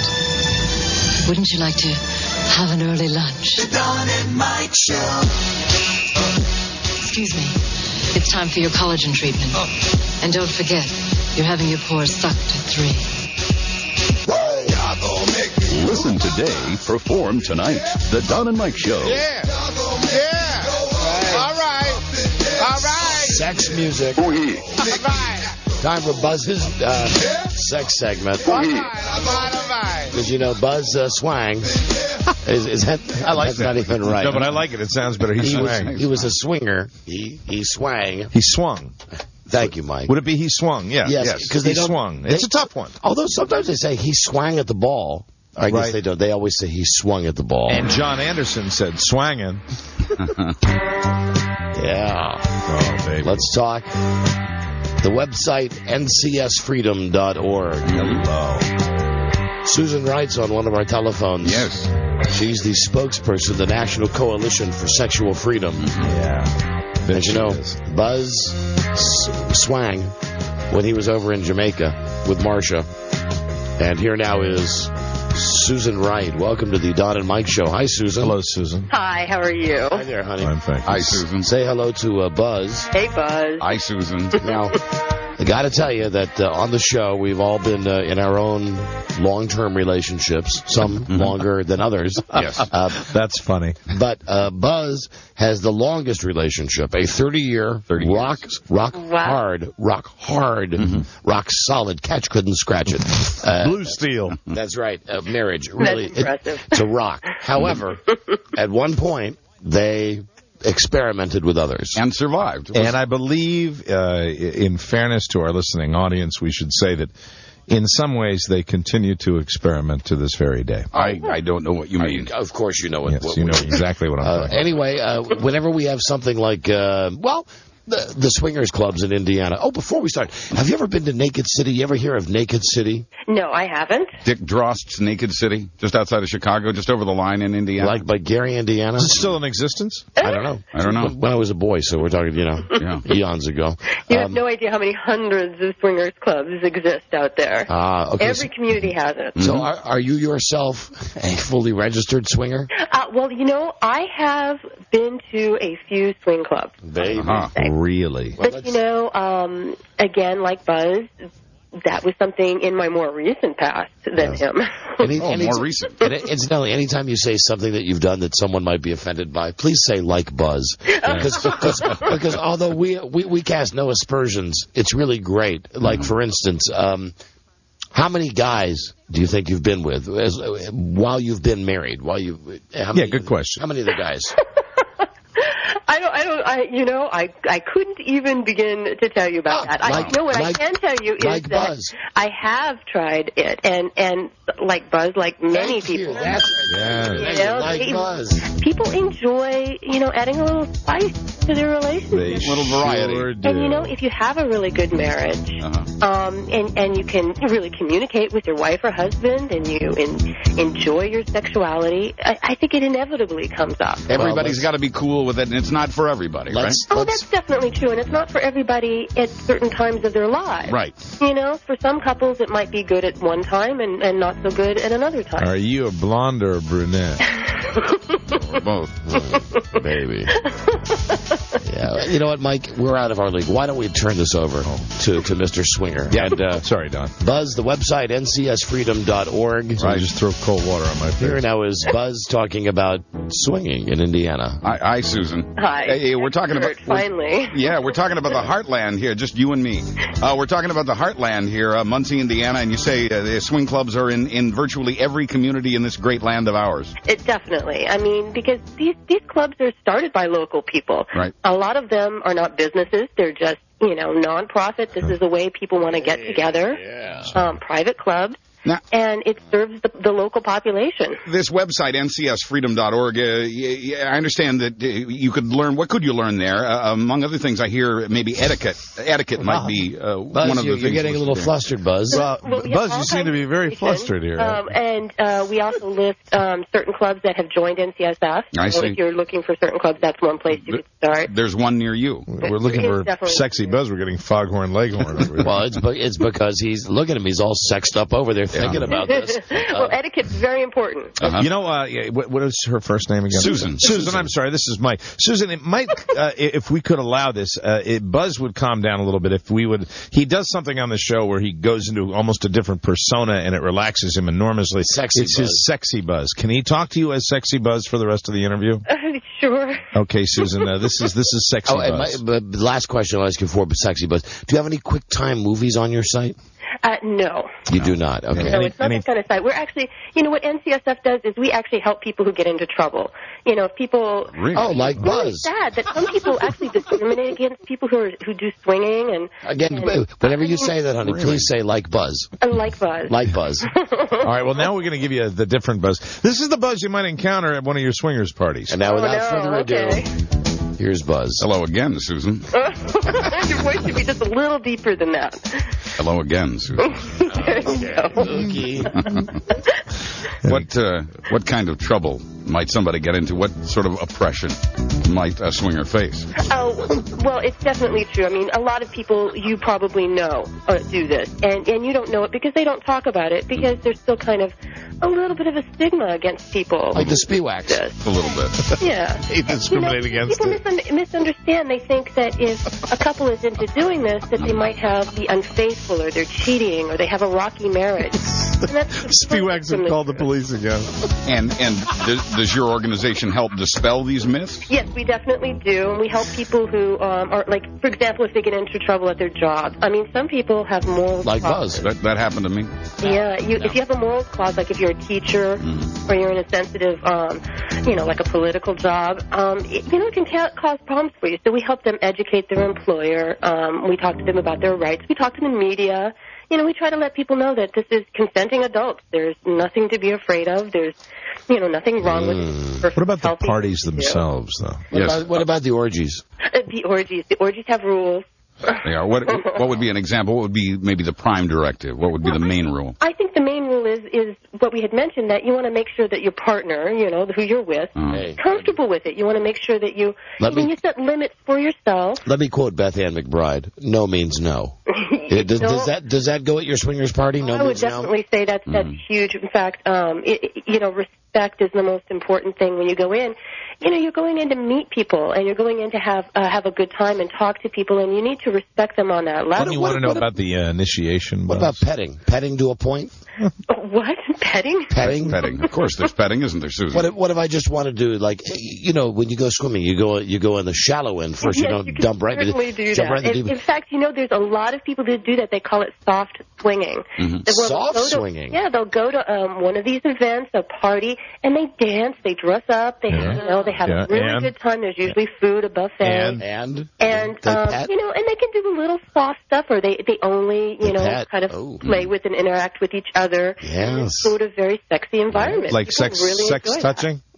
Like what? Sex touching? Sex touching. Yeah, you can have sex touching. Some clubs are on premise, which is where you go and you can meet people and you can actually have sexual interactions right there. Wow. And many other clubs are just social environments where you go and you meet people and then you can go away. Here's a name I want to throw at you. The guy's name is Joe Kahn. He's the commissioner of tailgating. Has he ever been to one of your orgies? We had him on our show about an hour ago. You're not allowed to say, anyway. How do you actually, Buzz would ask, initiate the... Why don't you go ahead? Buzz in again in your super sexy voice. Susan, my friends would like to know if there's some sort of initiation when someone enters the swingers lifestyle. Well, you basically, as long as you are an adult who is polite and smells decently, you can go into any one of these and sign up for a membership. How do you do it? How do you do that? Well, I would say, first of all, you would look on the internet and find a club near you. Find out what their hours are. They usually have their rules right up there. How do you walk up and ask? Hold on. All right, let me just Susan, I think I have the question. First, I know a place in the D.C. area. Right. It's called O'Mara's. Thanks. Look around cafe. What's the proper way, Susan, to approach somebody at one of these parties to get started? Maybe you've never been before and you see somebody who you find attractive. Hi, Buzz. How do you begin? You introduce yourself just like you would at any sort of social situation. Now, do you need to bring your own baby wipes? No, they usually provide provide those. Bring your own. BYOBW. Bring your own baby wipes. BYOW. Condoms for safe sex, because that's extremely important. They educate people about safe sex. And a rubber a day keeps the stork away. BYOC. Make sure that rabbit done dead die. That's what I'm telling you. Or you don't want the rabbit to die. Sounds like a line out of Summer of 42. So yeah, you just go in, you act a little more adult than this, and be nice to people, and they will be nice to you. If you don't just go in, like a hound dog. Susan, as a rule, are swingers attractive? Swingers are just like anybody you meet anywhere. Some of them are extremely attractive. Do you have theme rooms? And some of them look like your grandmothers. Do you have grandfather. Do you have theme rooms? I have never been to a swing club that has a theme room. What is the best? They have jacuzzis and things like that. There's one in Muncie. What is the best swinging experience you've ever had personally? I think. I couldn't even really tell you. Come on, God, we're trying to have fun here. I have to think about this. The best one that probably happened is where we went and we had a really exciting time down in Florida. There's a lot of swing clubs down in Florida. Something about the warm weather, isn't it? Exactly. They have indoor, they have outdoor, they have jacuzzis. The guy that you were with, who's the celebrity he most resembled? Kevin Bacon. There we go. Now we're talking. Do you drive a Dodge Swinger? No. What's the celebrity you most resemble, Susan? Good question. Thanks. Demi Moore. Oh, my. Oh, hello. Now, Susan. Very much guys, I got to jump in with this one. Okay, go ahead. Did you dress up for Halloween? No, actually, I didn't. I caught a terrible flu. Sorry to bum you out. Jesus. That'll happen. When the bird flu. Oh, God, all right. Tell me something. In your travels with swingers, have you ever come across the first name Shondell? Oh, no. Oh, Russ is going to kick your ass. Are you looking for somebody? Just a fantasy. Yeah, thank you, Mike. Just a fantasy. Just a crazy orgy fantasy. Well, you should indulge yourself. I know there's... Oh, God, I would, except he'd punch my face in. Well, you normally do have to be part of a couple. That's one thing that the swinging is definitely based around couples. So swinging would not be a good idea for somebody who maybe was starting to think about getting back into the market? No, it's really not that sort of... too bad. It really is geared towards couples. Some clubs don't even let in single men. Right. But most let in single women, don't they? Most do let in single women, but you find even most women who get involved with it tend to be part of a couple, because it is just... when you're in a group of couples, it's you tend to want to be in a couple yourself. It's that dynamic. They really gear everything around that. Do you spoon afterwards? Do you like spooning? Some don't. Some do, some don't. Would you be offended if let's say you and I were swinging, and when I was done with you, I said, "Oh, that was good. I'm starved. Get out of here." Do you have to put in the or give me the remote? Yeah. Do you have to put in the after time with a swinger, or can you treat her? No offense, like the horse she is. Well, I can see you're going to do very well in this community. I don't think you have to worry about that. I'm kidding, of course, but can you finish, get something to eat, and leave? Yeah, yes, you actually can. Okay. Well, it's a godsend. Buzz, go ahead. No strings. Now, Susan, you said you'd been... I hope not, Mike. You'd been part of this lifestyle... I don't get into that. You know that. I don't know my Red Wings. Susan, you said you'd been part of this lifestyle recently, but not currently. Do you plan to go back at some point? Well, I'm always open to it. I certainly have an open mind. It's just for our marriage right now, we're monogamous. And that open mind and open legs. Very good. Yeah. So how is it you're still involved with the National Coalition for Sexual Freedom? Oh, because NCSF represents all sorts of alternative sexuality. I see. And, I am a firm believer that as long as the government tries to tell us what to do in the bedroom, we're going to have problems in this country. I'm also a firm believer. Would you swing with George Bush, given the opportunity? No. All right, who would you rather swing with if you had to swing with one of them? George Bush or Dick Cheney? Oh, my God. What a choice. You'd have to choose. If you had to have sex, swing with one of them, who would it be? I would exercise my right. No, honey, you got to pick one. Please pick one. Pick one. Because I'll tell you, for me, listen, it's a no-brainer. Really? I'd do Laura Bush over Lynn Cheney in a minute. Any day of the week. In a minute. What about women? You like women, Susan? Yes. Yeah. There you go. Any particular stars that you would fantasize about being with, female-wise? I never, again, sorry to disappoint you, but never have really done that. Which president, going all the way back to George Washington, very good. Which president would you most like to swing with? Probably JFK. I mean, who wouldn't? Right. That's a pretty that's a standard answer. So, what about as far as how about a famous male celebrity that you would like to swing with? Again, that just isn't the way I tend to think. Yeah, you're a woman. You don't process that way, do you? Yeah, no. And I'm extremely happy in my marriage. I mean, my husband and I have. What about Dick Van Patten? Would you consider him? The dad from 8 is Enough? No. You would not consider Dick Van Patten. What about Rip Taylor? Well, if he was nice to me, I might consider it. What about Donald Sutherland? Do you find Donald Sutherland to be... There's actually usually a lot of men like Donald Sutherland. I bet you do. I bet. That option is usually available. Are the men... I'll ask men first. Actually, everybody. Are most people at these swingers places fat or thin? You can get, like I said, anything. You get these... There's some women I have seen that are the most beautiful women I've ever seen in my life. There's men that I've seen that are, buff. They look like they've just come out of the Marines. Well, you're saying that fat people... Hold on. And then there's people that you could just go into your local grocery store and the first 20 people you see. And fatties. And do those people have a problem getting laid at swingers clubs, fatties? No, you know what? I think the thing about this is it's such a freeing thing that it tends to be people really look at who the person is. So if a person is very genuine and nice, and meets your eyes and is not there being an obvious hound dog. Welcome to Club Obesity, please. That's what it takes. If you're having fun with people, then I'm going to give it one more try. Okay. What's your biggest turn on? Mine is SM. Which one? SM? S&M? Yes. Oh, like whips and chains and stuff. Yeah, not even so much that, just like spanking. Spanking. Wow. Light bondage. Yes, exactly. Like that. Little role playing. Like that. Yeah, right. I'm pulling your way.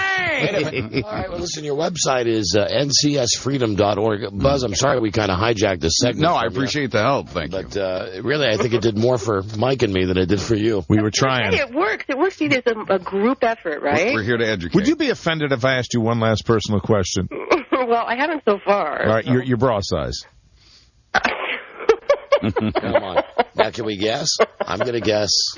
You can go on my website and see my picture if you want to. Oh, you have a picture on the website. I'm going to guess she's a B, but a full B. I'll say a C. I'm going to say she's like a 36B, but extremely full of life. I can't even imagine what you're picturing right now. I am a 42-year-old married woman. That's all right, honey. That's all right. That's all right. Having fun. You're married. You ain't dead. You got a very sexy voice. Oh. Yes, indeed. And besides, you swing. Remnants of my cold, probably, too. Oh, the cold. Okay. Throw cold water on us again, for God's sake. Talking about snot. The runny nose. I'm an activist. I'm out there trying to help people, and really, I do want to let people know that NCSF is there to help people. Yeah, I know. We're just trying to have a little fun. You understand. I hope you. Well, this has been great. I've really enjoyed it. Did you find her picture yet? I found the website. I haven't found your picture, Susan. Okay, where will I find that? Susan, hold on a second. We'll find it. Robbie needs to talk to you. That's Rob. He's one of the swingers. From the Swinging Speewax. He's one of the people that calls the cops on the swingers. Something's going on at those people, and I saw some black people walking in. Thank you for being on the show. Thank you, Susan. Hold on, please, Susan. Hold on. She seemed nice. Yeah. Listen, Rob. Susan, you're off the air now. Hi, this is Rob. Please come to my home. In a world where owning a radio was strictly forbidden, one man found a way to bring good news to his people. Buzz. Me. He made it up. When it comes to sex, you're normally like the Teflon man. I mean, you're like the John Gotti of sex. It just it's nothing. But that seemed to stick with you. You got a little flustered there. Yeah, well, maybe a little bit. We had one recently, an interview, I think, with swingers, and I think I may have used my best stuff. but I think we learned a lot today, so I appreciate that. I found her picture. Yeah? Here it is. Oh, I'm sorry, that's Joe Codd. It's the tailgating guy. There he is. Look at him. Yeah, Mike just gave the picture of the finger. Doesn't he look exactly like he sounded? Yeah, exactly. I've been to all 32 stadiums. Looking for some hungry fans. Buzz? Yes. Buzz, you horn dog, you? Mm-hmm. I found that fascinating. So did I. What's your lead story on the news and comments tonight, Buzz? Well, we have a trio of things. For starters, Denver votes to legalize it. The military tries to control the weather. And today, I teach you a new obscene gesture. Okay. Stay tuned for everybody. News and comments coming up on the Don and Mike Show. Dude, that was very professional. Have a cold. This is the Don and Mike Show. It's the Don and Mike Show on Pittsburgh's new talk station, The Edge, 1550. News in pleasing baritone. Stay tuned for this and more. Broadcasting Butterball Naked, Don Geronimo and Mike O'Mara. All right, well, we all dig on the new Weezer here. Let's take just a moment to comment on the smell. Yes, there is a skunk in the building. Skunky. Now, is this like the night that, I forget what David... Puck. What's Puck's real name, Rob? Dave Munzel. Remember the night that Dave Munzel left a stink bomb in here? This is not the same. The smell is much more... organic. Nasty outside. Mm-hmm. Did somebody accidentally bump into Michael Hughes in the hall today? I didn't see him. He's usually here on Tuesday. Somebody step on his foot or something? He might have been, hit by a car on his way out of the parking lot. I ask you not, no pun intended. It smells like dead skunk in the middle of the road. And remember when you were a kid driving around, in your parents' car, and you'd smell this, and everybody inevitably would go, skunk! Yeah. Skunk! The only real danger with Michael Hughes is you don't want to spill salt on him. Yes, because that'll kill him. Shrivel him up. Yeah. Right. Anyway, do you smell that all the way in your cubicle? Even in Buzz? the news cubicle, normally protected from that kind of thing, I smell it. Yeah. Now, where is the Smells smell? a lot like St. Pauli Girl beer. Where Yes, is it does. Where is the smell the strongest? The people at St. Pauli Girl, thank you for that. Not a sponsor. They truly do. Where is the smell the strongest? It is in the hallway right outside of the studio. Outside that window, yeah. Okay. I think so. All right. How many women are left in the building? I'm not quite sure. Don't know if there are any. Do some recon, please. Well, I know at least one woman who's here. Yeah, me too. I don't think it's her. Though. Not her. No. It can't be. I don't think it's her. Well, it could be. Let's be honest. They've all got the factory to make the smell. Hi, Buzz. Hi, Don and Mike. See you at the factory. Factory never closes. The fun factory. The old factory whistle. 97% of the votes have been counted in Denver, and it appears that Proposition 100 has passed. Prop 100 makes it legal for citizens over the age of 21 to possess up to an ounce of marijuana. Hold on just a second, Buzz. Factory's open. There you go. Now, is that the factory open sound effect or the celebratory sound effect for Buzz's first news story? Oh, no, that was either, but in this case it was a girl's factory opening. Factory. The Daisy Factory. The vote in Denver was 53% to 47%. Opponents say this is not a victory for pot users because the state law against possession is still in effect. But a local political analyst says it sends a powerful message around the country that will encourage other groups working to legalize it. Hey, maybe it's skunk weed. He says maybe that's it. He says the opposition was weak because it was focused on other issues and didn't think Prop 100 had a chance of passing. In nearby Telluride, a measure to make pot bust a lower priority for police came within 24 votes of passing. I love that station. It's only Prop 100. It's a wonderful place. Prop 100. You're listening. Who's on the ballot tonight? Have you seen any of the West Coast? I know you get some of the West Coast feeds. Right. I don't know what the proposition is. Proposition 7, whatever that. Anybody in California knows what this is. The ad is Judge Wapner. Yes. And he says, "Hi, I'm Judge Wapner. Maybe you know me from my years on the People's Court. I'm a real judge." And then the end of the message, 5 or 6 times, over and over, it says, "This is Judge Wapner saying, no on 7, no on 7, no on 7. And it just says no, but it really doesn't tell you what 7 is. Doesn't tell you what it is. Those proposition ads are always like that. It's like they're trying to use advertising agencies just to hammer home the message. They're not really trying to sell it as much as make sure they ingrain in your brain you got to pull a certain lever. Judge Wapner. Hi, Judge Wapner. We had Judge Wapner on the show. Apparently, those ads have had some effect. The polls for Proposition 77 or whatever it is. Who did it? You said, you said it. You said the word. Click. Man, I'm sorry. With each passing day, we better understand why the Walmart smiley face is smiling. The federal government is fairly serious about enforcing child labor laws, so it can and does inspect workplaces. Hello. These are usually surprise inspections. Walmart got 15 days' notice, and they got that notice promised to them in writing. This has been uncovered not by intrepid reporters, but by an internal investigation at the Labor Department. And with the piles of lawsuits and labor complaints against Walmart didn't have to give up anything on any of them in exchange for that 15-day guarantee. It's no surprise, really, since Walmart's lawyers wrote this little contract with no input from government lawyers. In the Inspector General who uncovered the agreement also points out nothing about the agreement is illegal. Hi, Mike. Hi. The Labor Department says the Inspector General gives the wrong impression. Hello, Joe. It says Walmart did pay $135,000 for 85 child labor violations, even if it didn't have to give up anything else to get that 15-day guarantee. Nor did Walmart have to admit to any wrongdoing. Damn you, smiley face. Oh, by the way, Walmart, a major contributor to the Republican Party. Hugs are great. What can I do to help you? Hugs are fantastic. Was that the guy with the talking cookie? Yeah, the old man. That's the old man was the first greeter that they put on TV. And incidentally, I know we've had this discussion and have mentioned this before. I cave on that. Now, if given the choice, I go to Target instead of Walmart. Hey, I'm so glad you've seen the light. They have like designer furnishings now in Target. Very nice. Sure they do. Sure they do. They do. They do. Yeah, they're made out of balsa wood, but they're designer. You know, that reminds me of that time that you bought a couch. Right. Value City. Value City made out of vinyl. Frida calls you up, and you were saying, like, it's the best, it was like $99, whatever it was. You said it's the best couch, and she said the inside was, if you ripped it open, would just be full of ripped up cardboard. Yeah, and exactly. And then I went home with a pocket knife, and I split it right down the middle. And she was right. And it was. And I threw it right out. Yeah. Why are you lighting a candle? Because the skunk smell has gotten really bad in here. It's gotten stronger. Is there a skunk in the building? Let's call. Hello? Of course there is. It's Michael Hughes. Beth Ann, yeah. All kidding aside about feminine, stuff, what the frig is that smell? Well, when it's stronger upstairs. Always has been. So. Stronger on the second floor? Yeah, because I went up there about 5 minutes ago. Stink rises. Yeah. I would just say something died right around this building. Maybe it was someone's spirit. I can check. Maybe. Or a lot of them. Or maybe it was the smell of the last ratings book.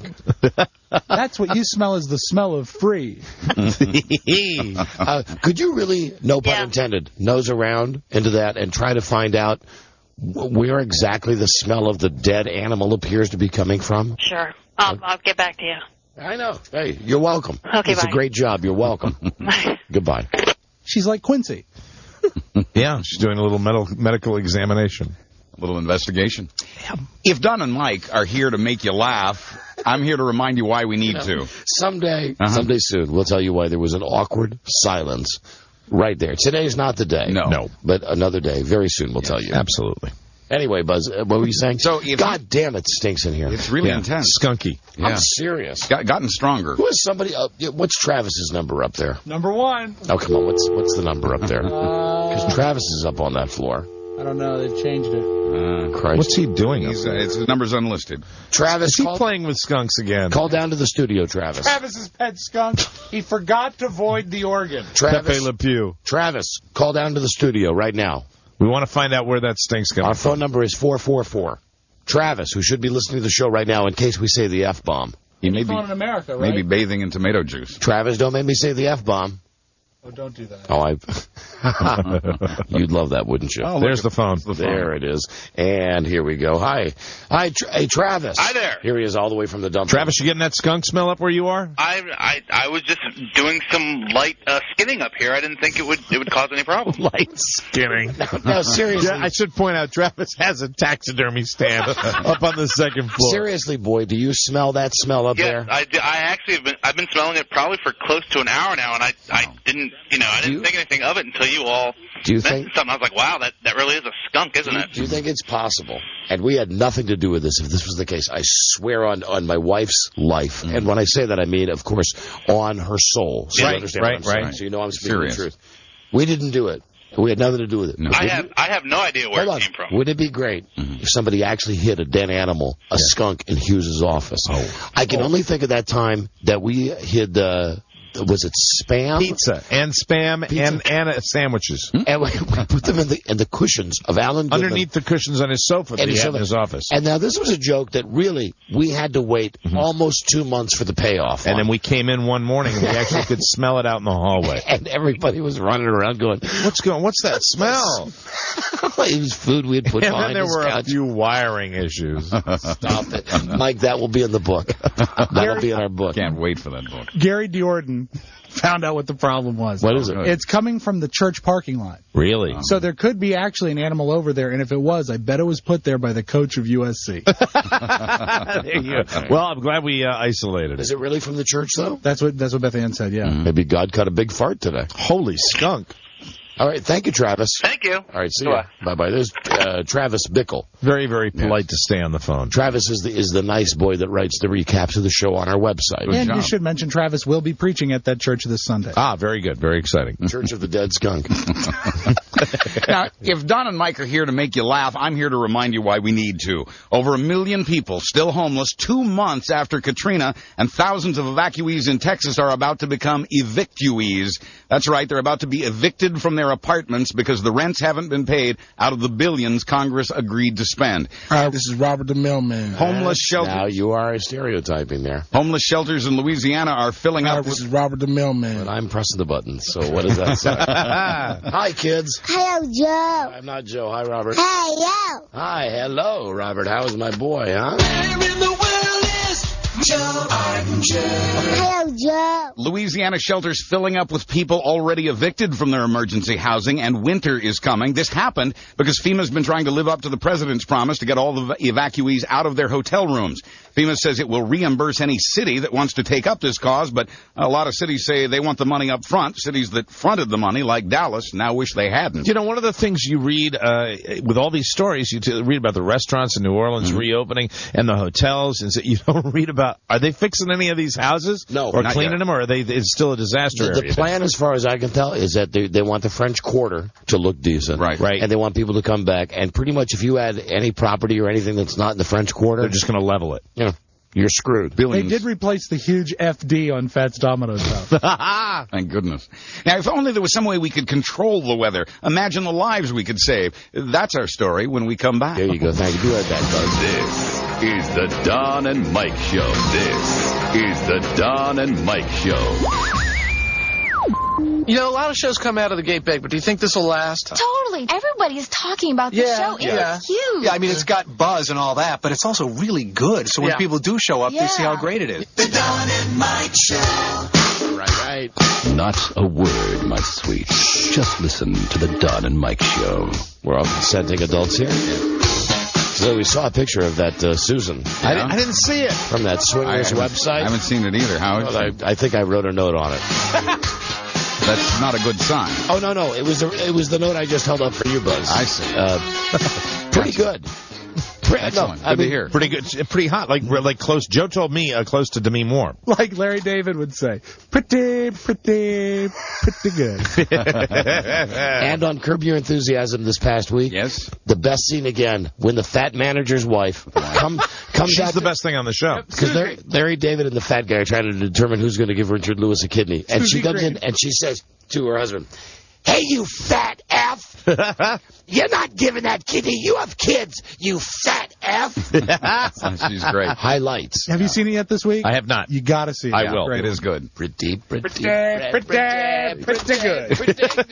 Larry David. Pretty good. Yes, imagine the lives we could save if we could control the weather. That's what scientists are thinking, and how they wouldn't mind some money and some help from the U.S. military. Call Ditka. The U.S. military. Ditka can't control the weather. By his mood. U.S. military is also interested in controlling the weather and not just... Let me have Dick for $100, Bob. All right, Dick is styling moose. Carl. Nexus Pro Formula 7000. Carl, you are on the board. Let's go back to Dick for $200, Bob. All right.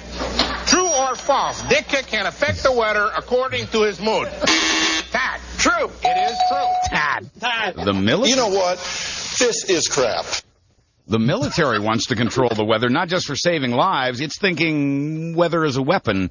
To be able to make it rain on an enemy, to be able to flood them out or snow them in or strike them dead with lightning bolts, to create clouds and fog to hide our own military activity. Scientists say clouds could be charged with what they call smart particles to make all of this happen. I am Thor. Exactly. IMF. F of the mountain. It's all very complicated, but satellites would relay the radio waves to heat, cool, and move the weather. To give you a timetable, the unofficial military report on this is subtitled Owning the Weather in 2025. You know, hey, why not? If it gets rid of these hurricanes, what could possibly these cookie crazy? I sounded so old just then. What could go wrong? These pesky hurricanes, these canes. That bully modern science keeps beating up on poor retarded Kansas. Popular Science magazine is out with its annual list of the 10 worst jobs in science. Poor retarded Kansas. That comes from native Wichitonian. Yes, native son. Wichita-ite. Popular Science magazine, public school science teacher in Kansas is ranked as the 3rd worst job in science. It comes in right behind manure inspector and human lab rat. Kansas, you hear speaking there, now requires science teachers to include creationism in the curriculum. Last week, 2 outraged scientific groups told Kansas to stop using their copyrighted materials in its teachings, just what poor retarded Kansas needed, even fewer friends. Retarded Kansas. And I'm in danger of running long here, but I got to get in the obscene gesture. I got your obscene gesture right here. All right. If you're a high school kid, you already know about this. Otherwise, you may not. At Hanover High in Pennsylvania, 5 years ago, 34 students were told to retake their yearbook pictures at their own expense. They'd all used the same gesture, and it wasn't the middle finger classic we've come to know and love. What was it? This one's called the shocker. I cannot, on the radio, tell you what it means, but I can explain how to make it. Is it this? Yes, it is. You hold down your ring finger with your thumb. Right. Put the ring finger and the index finger together so there's no space between them. How did I know that? We do not encourage this gesture. We simply want you to be able to recognize it when you see it, and you will. I've seen it. Because it's happening at other schools. I've seen it before. I think I can. What does it mean, Rob? I think I can say it in a way that we won't get done. Good. All right, go Please ahead. do. It's 2 in the pink and 1 in the stink. I didn't know we could say that. But that's one of the definitions. We'll see. You're right. Yes, exactly. 2 in the pink, 1 in the stink. And isn't that surprising and shocking? Yes. It is a shocker. Yes. Shock and awe. When we come back, Frenchman falls in a well. We're all practicing. If you're so inclined, 2 in the stink and 1 in the pink. Yeah, that would hurt. Oh, it could hurt. Or, if you're ready, 3 in the stink. Some of you guys are into that. It's funny how you always think yeah, but who's the one that had 3? Yeah. You brought it up. Yours have the stink on it. Oh, yours do. You told me you did it. You told me you did. You told me you did. Fun! Buzz? Yes, Frenchman falls in a well when we come back. Thank you. Be right back. Only catching. This is the Don and Mike Show. It's all been so incredibly fascinating and entertaining and instructive. Really, the time has just flown by. The Don and Mike Show. Say, friends. The cure for your malaise. The Don and Mike Show. Look at our website, donandmikewebsite.com. We'll have the link on when they're going to publish that as soon as we're off the air today. I know. What was the link we were going to have today? The NCS Freedom. The what? That's Racks in Hollywood. No, hold on. It was something else. Oh, I know what it was. I think it was the Packers guy and also the throwing off the dummy. What are the links we're going to have on the website? It's the when they're doing the Monster Mash on. Oh, hold on. That was it. Mike Tyson with Bobby Jimmy Brown. Kimmel. And then also the thing where the prank at USC. Okay, so cool. the USC prank will be up, and we've already got the guy up running on the field and taking the ball from Brett Favre. Those are great. I mean, all those links are fantastic, and that's how I'm going to see it tonight. Enjoy. Good. And the other really good one, I hope it's still up there, is one of Al Roker taking a header during the hurricane. Yeah. Oh, no, that was taken off last week. Oh, ouch. That was fun. I saw that one. Don, you got to see him now. Okay, now, the one this week is Al Roker dropping a coil. Bye, B.A. Bye. Bye-bye. Can I say that? Sure. All right. Al Roker's sausage links. His homemade stink links. Super. Hi, Buzz. Hi, Don and Mike. And finally, new from Santiago, Chile, it's motorcycle airbags. The company that makes the bag-equipped jacket says it looks good and that it's already saved lives. The jacket may or may not have helped this guy. A French motorcyclist. My name is this guy. A French motorcyclist on his way to work in the eastern part of that country last week somehow went flying off the road and into a well. He was discovered by a farmer 5 days later. It took 2 hours to get the Frenchman out of the well. This one's easy. Make up your own joke. Okay, I was going to say, come on, Buzz. What is this? I'm Buzz Burbank on the Don and Mike Show. Sorry, we're out. No. We gotta go. And you know what? You're bad. You stop that, Buzz. All right. We gotta go. Show him. All right. Okay. See, Buzz is funny, isn't he? That is funny. I like that. We got to go. We'll be back tomorrow with a new episode, everybody. Good day to you, sir. Good day to you, sir. Good day to you. Good day to you, sir. And you. It's garbage. Total garbage. Don't answer your phone. Who are you? I'm William Castle, and thank you for coming to this theater. See you tomorrow. Till we meet again, this is Sammy Davis Jr. saying, be kind, be nice, and I hope the next performer has the pleasure of having as nice an audience as you've been tonight. And let me leave you swinging. This is the Don and Mike Show.